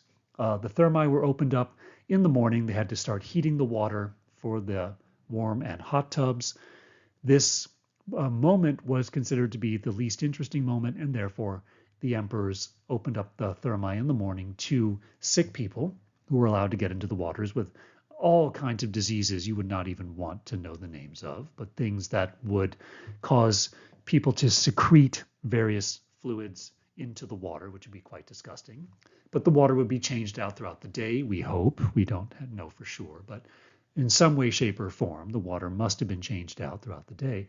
Because you imagine dirty people getting into these bath tubs throughout the day, dirt is coming off, sweat is coming out, the water color would change over the course of hours, presumably, and therefore at a certain point you have to imagine people would not go in anymore, and therefore it's time to change the water. So that's one of the reasons they had a reservoir, would be to have the water available for changing throughout the day. But then women would also go in the morning when the baths were not fully up to their normal temperature, and only in the afternoon when they really had hit the peak temperature, that's when the main clients came in, who were the men. And they would literally stay here after work. We're talking about from like 2 o'clock in the afternoon until sunset. The men would hang out here, and they could go to the shops that you can see for services like hair plucking, barbering, goods like food, wine. You could spend the entire afternoon eating, drinking, talking with your friends, making business deals, gossiping, visiting with prostitutes, anything you could imagine you could do basically here. You could also do more family-friendly things like go to the library and read or listen to poetic recitations. But we know from some evidence of Roman epitaphs, funerary inscriptions, that Roman wives were not fond of the baths because they said when their men went there, they would overindulge in heat, wine, and women, prostitutes. So not exactly the most family-friendly environment, but children would also go. Probably, male children with the men in the afternoon, female children in the morning with their mothers. So it was very much a common activity for the Romans, and all this provided for free by the emperor, thanks to his infinite generosity and infinite resources. So here is a close-up view of the bath block of the Baths of Caracalla, the main building, where you can see the colored rooms in the center form an axis where you go from the caldarium of the hot tubs to a tepidarium with 2 pools of warm water, then the frigidarium, which is the largest hall, at least with water in it, and has 4 pools of cold water plus an extra fountain, plunge pool it says, but it's really a fountain. And then below that, the natatio is a large Olympic-size outdoor pool with cold water. And then notice how the other spaces on either side are pretty much the same. If we start, to the right of the caldarium, you see steam sauna, sauna, massage saunas, and you see palestra, entrance, changing room, entrance. And if you look at the other side, you'll see it's a mirror image in reverse of the same spaces. So these giant thermae, especially the ones of Trajan, Caracalla, and Diocletian, all have the same plan. It's like a butterfly. The body of the butterfly is the series of pools where you actually spend most of your time bathing. And then on either side, you have kind of like the wings of the butterfly, these 2 identical sets of spaces that splayed out for other uses, where you had a changing room to get in and out of your bathing clothes, your street clothes. You would have a place to work out, the palestra for exercise. You had sauna rooms, massage rooms, and rooms for purposes we still don't even understand. So huge multifunction space. And here is an image of the Xystus today. It is landscaped. You can see with some box hedges and some trees. We don't know exactly what it looked like, but this is a pretty good guess. You can see there are some also fragments of the decoration of the baths that are lying around in various places. Now, we're also told that the baths had bench seats for 1,600 people to sit on. And imagine then the number of people standing would be several thousand more. So we're talking about a facility and places here to stroll around, lie on the grass. We're probably talking about 20 football fields in extent. Maybe 10,000 people at a time were hanging out in this space. It is ginormous. And here's a classic example, in this case, of a leisure facility. There really is very little or no entertainment provided for you. You're not here to watch a spectacle. You're here to have fun and relax. And again, that means eating, drinking, getting a massage, talking with your friends, and going in and out of these pools, exercising. So this is a leisure facility, not so much a facility with sort of organized entertainment. You're entertaining yourself. And here we have then a view of the caldarium. Not much left to show for it. These 2 giant pillars that soar up into the sky, reaching about 3/4 probably of the height of the caldarium, which was a giant circle, basically a circular structure. And even more interesting, here is a reconstruction of it.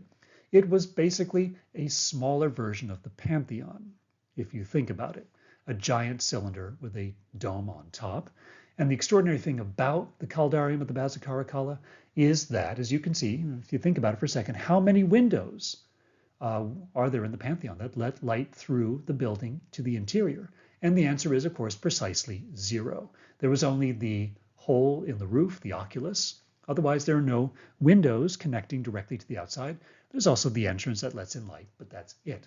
Here, they took the design of the Pantheon that we talked about in class, and they went further. They were very daring with this building. We talked about the Pantheon structurally, having its relieving arches to sort of compensate for the fact that parts in certain sections where you have the audiculas and the exedras on the inside, the full 22-foot thickness of the wall was basically reduced, therefore creating places where the dome could become too heavy and cause the rotunda to collapse. And they fixed that problem with the relieving arches. Here, what they did instead was they punched through. Instead of having relieving arches, they just punched right through the entire fabric of the building and created these giant open windows stacked on top of each other, so letting light into the building. So again, it's not as big as the Pantheon. It's like a 2/3 scale of the Pantheon, but it has an innovation that the Pantheon lacks, which is windows. So they dared to take the risk that the building might collapse with all these kinds of voids that are filled with glass panes, keeping in the heat. And that's what we see from the inside, where you'd have a series of 6 tubs lining the exterior, the wall of the caldarium, and the giant dome on top. So this was a light-filled, bright, airy room filled with hot water and probably hot air. And then it even had a special feature to it. We have this biography, unofficial biography of Caracalla, which says that in Rome, the Emperor Caracalla left behind him the great baths in his name. In these baths is a heated tub room called in Latin cella soliaris, which we imagine is the caldarium, but they don't use that word, whose manner of construction, the architects say, cannot be imitated. The entire weight of the vaulting of the ceiling depends on a grid work of copper or brass above it, and yet the span of the vault is such that the experts in engineering insist that it cannot be constructed in this way. So we'd love to know what this means. Not a single piece of the dome of the caldarium survives, so we don't know what it means when they say the entire weight of the vaulting basically depends on a grid work of copper or brass above it. Is this a kind of, again, primitive reinforcement mechanism where they integrated copper or say really bronze into the concrete to reinforce it, to stiffen it? Or is this some kind of drop-down ceiling below the concrete or some place above it? It's really not clear, although it seems to have mystified even people who were considered professional engineers. We would love to know more about this, what this represented. So now we're looking from above at the caldarium. You can see the ring of the caldarium. You can see the two giant pillars. And notice that on either side of the caldarium, we start to see the butterfly wings take off the identical sides of the structure. And what we see taking off on the left and the right are three mirror image rooms. Each one is called a laconicum. And here is a reconstruction of what one of these rooms would have looked like with a, again, mosaic floor, marble lined walls, colored stone walls. And we have the glassed-in front face, which is missing. And a laconicum is a steam sauna in the sense that the floor is a hypocaust floor. It's raised up off the ground. There are furnaces underneath there. And by the way, if I go back for a second, which I can't do, but you have to, I'll show you in a moment, that you have to imagine there are 50 furnaces underneath this side of the building, pumping air into the caldarium and the laconicum and other structures. And so you have a series of these laconicums that are heated by these furnaces, probably heat going up through the walls as well. And the whole idea is that if we look at it from this angle, each one of these laconicum spaces, the ones closer to the caldarium on left and right were probably the hottest. The next ones over, moving out to the left and the right, were probably less hot. And then the third and final one on each side was probably, again, cooler still. And the whole point of this was to have choice. The idea is that you could find your happy space by going in and out of the three rooms and figuring out which one is too hot, which one is too cool, and which one is just right. And therefore, you didn't want them all to be heated to the exact same temperature. So what you see there, all along that face of the bath block, from all the laconicum spaces around to the caldarium, underneath, there are 50 furnaces, which are linked together in a giant tunnel system. And the tunnels also travel back towards where we are standing on the other end of the Xystus, near the reservoirs. And that's how the pipes with the water travel underneath the ground to this bath block. Think about the fact that this whole facility, by the way, was carved out of a hillside. They had to flatten this area, take away all the dirt, and then they had to build the underground layer first of tunnels and access corridors and things like that, and then create the structure on top. And they did this all basically, at least the bath block, in 5 years. Pretty extraordinary. Again, we see, like with the Forum of Trajan, we see how efficient Roman building had become under the emperors. They could perform these stunning feats of architecture and engineering in very short periods of time. So what are we talking about now with this slide, which has the title Heliocaminus?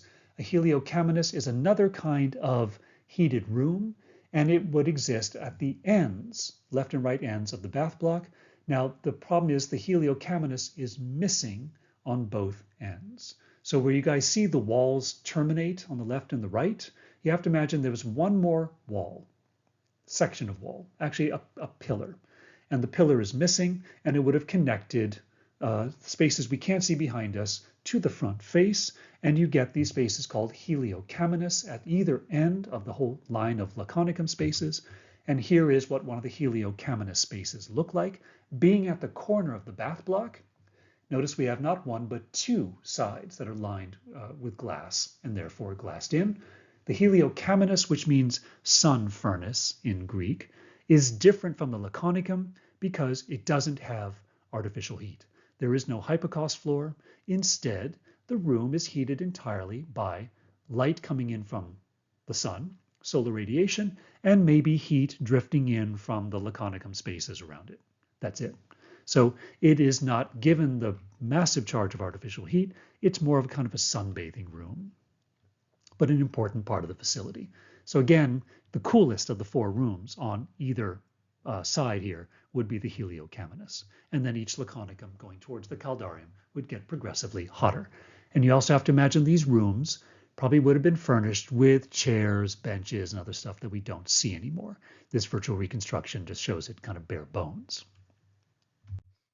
And then when you walk into the core of either one of the butterfly wings, you're greeted with the palestra, for example, and that's the main space, a giant rectangle.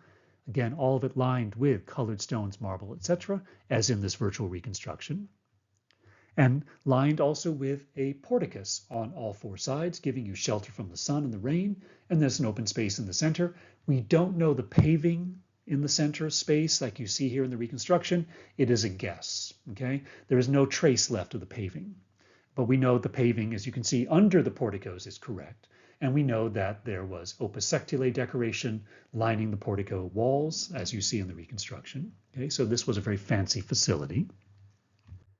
And there's where you would exercise and throw balls around, wrestle with people in the palestra, which was an important ritual before bathing.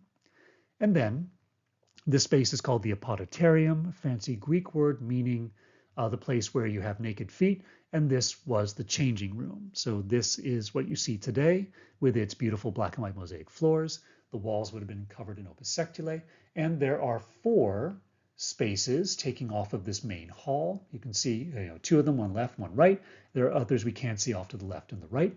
But I show you a couple, one side of them together here, where you can see they would have been lined with benches and cubby holes, made out of wood, probably. And this is where you would store your street clothes and change into your bathing clothes before you went and bathed. So the apoditarium is the changing room. And then you come into one of the entrance corridors is what we see in the foreground, but you have to imagine it being roofed over. The roof is missing. And then right beyond it, you would see through a screen of columns, kind of like what you see now, the giant open-air swimming pool, the natatio, which you can see here in this photograph of the facility, which is unfortunately covered in grass, but that would have been lined with marble back in the day, not green grass. And it's Olympic size, but not Olympic volume, because the depth of this pool is constant. It's a maximum of 4 feet, unlike modern pools, which have variable depth, going much deeper than 4 feet.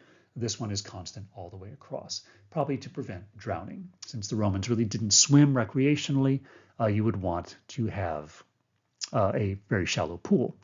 And what you can see on the left is one of the main features of the natatio, a giant wall configured to look like, as you can see here in this reconstruction, the stage building of a theater. That's what we have. And we're looking at it now directly from the axis with all the major bathing rooms. We're looking at the back wall of the natatio. We were off to the left before. Now we're at the center of the natatio, looking through it. And notice how you have this series of idiculas stacked on 2 levels, separated by these giant columns made of gray granite. And the whole point is, at the base of each one of those idiculas on the lower level was a spigot of water, pouring water into the natatio. And then there was also just about at water level a giant under the central idicula in the bottom level of each one of those 3 groups of idiculas, there was a large drain opening that took the water out pretty much the same rate that it flowed in through the spigots under the statues. You would get water being taken out. So the natatio was kept at a constant level. Therefore, it never overflowed. That was the point. And then you would loop around in the middle. If you go through where we were just standing, turn around and go backwards towards the caldarium, you would end up in the frigidarium. And the frigidarium is the largest of the rooms. I don't think I take you into the tepidarium in this particular tour because the tepidarium, the warm room, isn't so interesting. It's the smallest of the rooms. It only had 2 pools in it of warm water, as opposed to 6 pools of hot water in the caldarium, whereas the frigidarium had 4 pools of cold water. But notice it is the biggest space. It is giant. It is missing its roof, but here in the reconstruction, we can see it now roofed over. And it's filled also with sculptures. You can see the colored stones used in the opus sectile decoration and in the columns. And notice the big, beautiful cross vaults, 3 of them that decorated the building. So that's why I do want you guys to fixate on this image of the frigidarium, the cold hall of the Baza Caracalla, because we will see this again in a different context. And it becomes very important eventually in the history of art. It is the ultimate inspiration for the main part of St. Peter's Basilica, for example, in the Vatican. To take us back there, is this approach using this giant series of barrel vaults on the sides that were capped with cross vaults above in the center. So the frigidarium was the most magnificent space where most people spent probably the majority of their time in the bath complex. You might ask how people used it. There was no fixed or standard way to go about using the bath complex, but there were doctors who prescribed bathing on a regular basis, and one doctor who wrote a lot of literature prescribes what is probably the standard approach to using a bath complex, which would be to get into the tepidarium first, the warm bath, to kind of get in the mood for eventually moving into the caldarium, where you would then sweat profusely and your pulse would start racing. If you've ever been to a spa or been in a hot tub, you know that that's the effect of getting into a tub of hot water. It is fun at first, but it progressively becomes intolerable. And you have to get yourself out of the water. And then you might go back into the tepidarium, or you might go directly into the frigidarium or the natatio and jump into a pool of cold water to cool off and to make yourself feel suddenly refreshed. Kind of the shock to the system approach, much like a sauna today, where in the Finnish tradition, you sit in a wooden box and you kind of steam yourself with hot coals and water, and then you run out and roll in the snow in the winter. So that was maybe the basic theory for the Romans, was warm, hot, cold. And then you could repeat the warm and the hot and the cold as many times as you wanted to. Now, another really important feature, though, of this complex is the population of sculptures that we know stood in it. These complexes were not decorated only with opus sectile and colored stones for the columns, for example. There were spaces in there for at least 108 freestanding sculptures. Some of these things are extraordinary freestanding masterworks of antiquity. Others were kind of, maybe set into spaces and therefore were not freestanding. But here I show you a couple of the freestanding ones, which were actually recovered from the Baza Caracalla and then are now in the National Archaeological Museum of Naples. So if you travel to Naples and you go to the Archaeological Museum, you can see them in person. On the left is what is called the Farnese Hercules. Farnese is the name of the family that was headed by a pope in the 1500s who sponsored excavations in the Baza Caracalla and recovered a lot of this stuff. And their collection eventually ended up in Naples. So we have this Hercules that we think is a copy of a famous statue of Hercules by a famous sculptor named Lysippus, who was the favorite sculptor of Alexander the Great, who was his personal sculptor, made his most important portrait images, and lived in the sort of late 4th century BC. We have many copies of the statue at various scales, from sort of miniatures you could put on a desk to this one, which is the largest. And by the way, this and a twin of it found in the Baza Caracalla stand 13 feet tall. That's how big they are. The original by Lysippus was probably about life size or a tiny bit taller. But this is a scaled up version that was scaled up to fit in the Baths of Caracalla, a huge space. So we have this extraordinary resting Hercules. He's a weary Hercules because he has been through his 12 labors, essentially, and he is clutching behind his back the golden apples of immortality, which are his reward. One of his final labors was to go to Spain, to the Garden of the Hesperides, a bunch of goddesses who protected these golden apples that gave whoever possessed them immortality. Hercules steals the apples, and that's his ticket to becoming a god instead of a demigod, as a son of Zeus or Jupiter and a mortal woman. So he's resting on his club and his lion skin, showing he's been through all these battles, and he's got the apples of immortality in his hand. He's got a beard, and he's got this very powerful physique. So this is a masterwork of the late 4th century BC, copy of it, made for Caracalla's baths around 200 AD. And then on the right, we have the so-called Farnese bull, an obscure mythological episode called The Punishment of Dirce, where we see this woman, Dirce, who would behave very high-handedly, arrogantly towards her own niece. Her niece, because she had become pregnant unwillingly, had become pregnant by Zeus. She gave birth to 2 boys. Those 2 boys are the 2 figures you see there, it's a long story, but this niece becomes pregnant.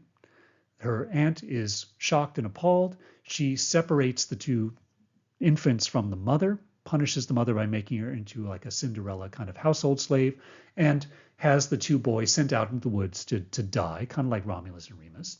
However, they manage to grow up and become healthy, and strapping young men because they are sons of Zeus.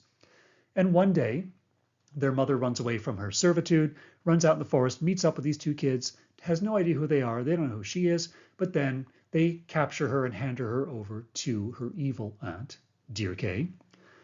But then they recognize who they are, all 3 of them, that I'm the mother of these 2 boys and we are the sons of this woman. And then they decide to punish Dirce, the evil aunt, for being evil to their mother by tying her to this raging bull, which will then trample her to death. That's the idea. So it's this weird, obscure story, but we see the 2 sons of the niece, Antiope, whose names are Zethus and I forget the other one's name. But anyway, it doesn't matter. They are tying up their cousin, Dirce, to this bull to punish her. So what did they look like when they were placed in the baths of Caracalla? Here is a virtual reconstruction showing the Farnese Hercules in its context. Okay, again, notice 13 feet tall. Look how tall he is compared to the person in the background. And he was also painted, by the way. Polychromy was a thing that's been recently discovered by swabbing the original statue. And then one theory about the Farnese bull is, I showed it to you before, I think in one of the other images of the Palestras, that it might have been used as a fountain. It was found in one of the Palestras, and it might have been a fountain fixture because it was a tube for letting water out. So therefore, a fountain. Why a fountain? Because the ultimate story of Dirce being punished, killed by the bull, is that she was transformed into a spring of water. And therefore, this might be a way to reference Dirce as water, and her episode here immortalized in this enormous sculpture, which is also probably a copy of a famous original, which we don't know much about. We don't know who made it. We don't know when it was made. And then this is a marble copy scaled up for the Baths of Caracalla. Again, scaled up to the tune of 14 feet tall. Okay, so a giant construction. And think about the difficulty of carving a statue like this out of a single block of marble. It's not assembled. It wasn't glued together. There was no undoing mistakes. It was carved out of a single block of marble. Pretty impressive. And then there were other sculptures in the Baths of Caracalla. I show you, for example, one that was found here, a copy of a statue of a discus thrower who was an athlete representing his city-state at the Olympics, therefore civic pride and athleticism represented there. And on the right, we have Asclepius or Aesculapius for the Romans, who is the god of medicine and healing, and therefore an appropriate divinity in the baths where the idea of exercising and bathing was to promote health.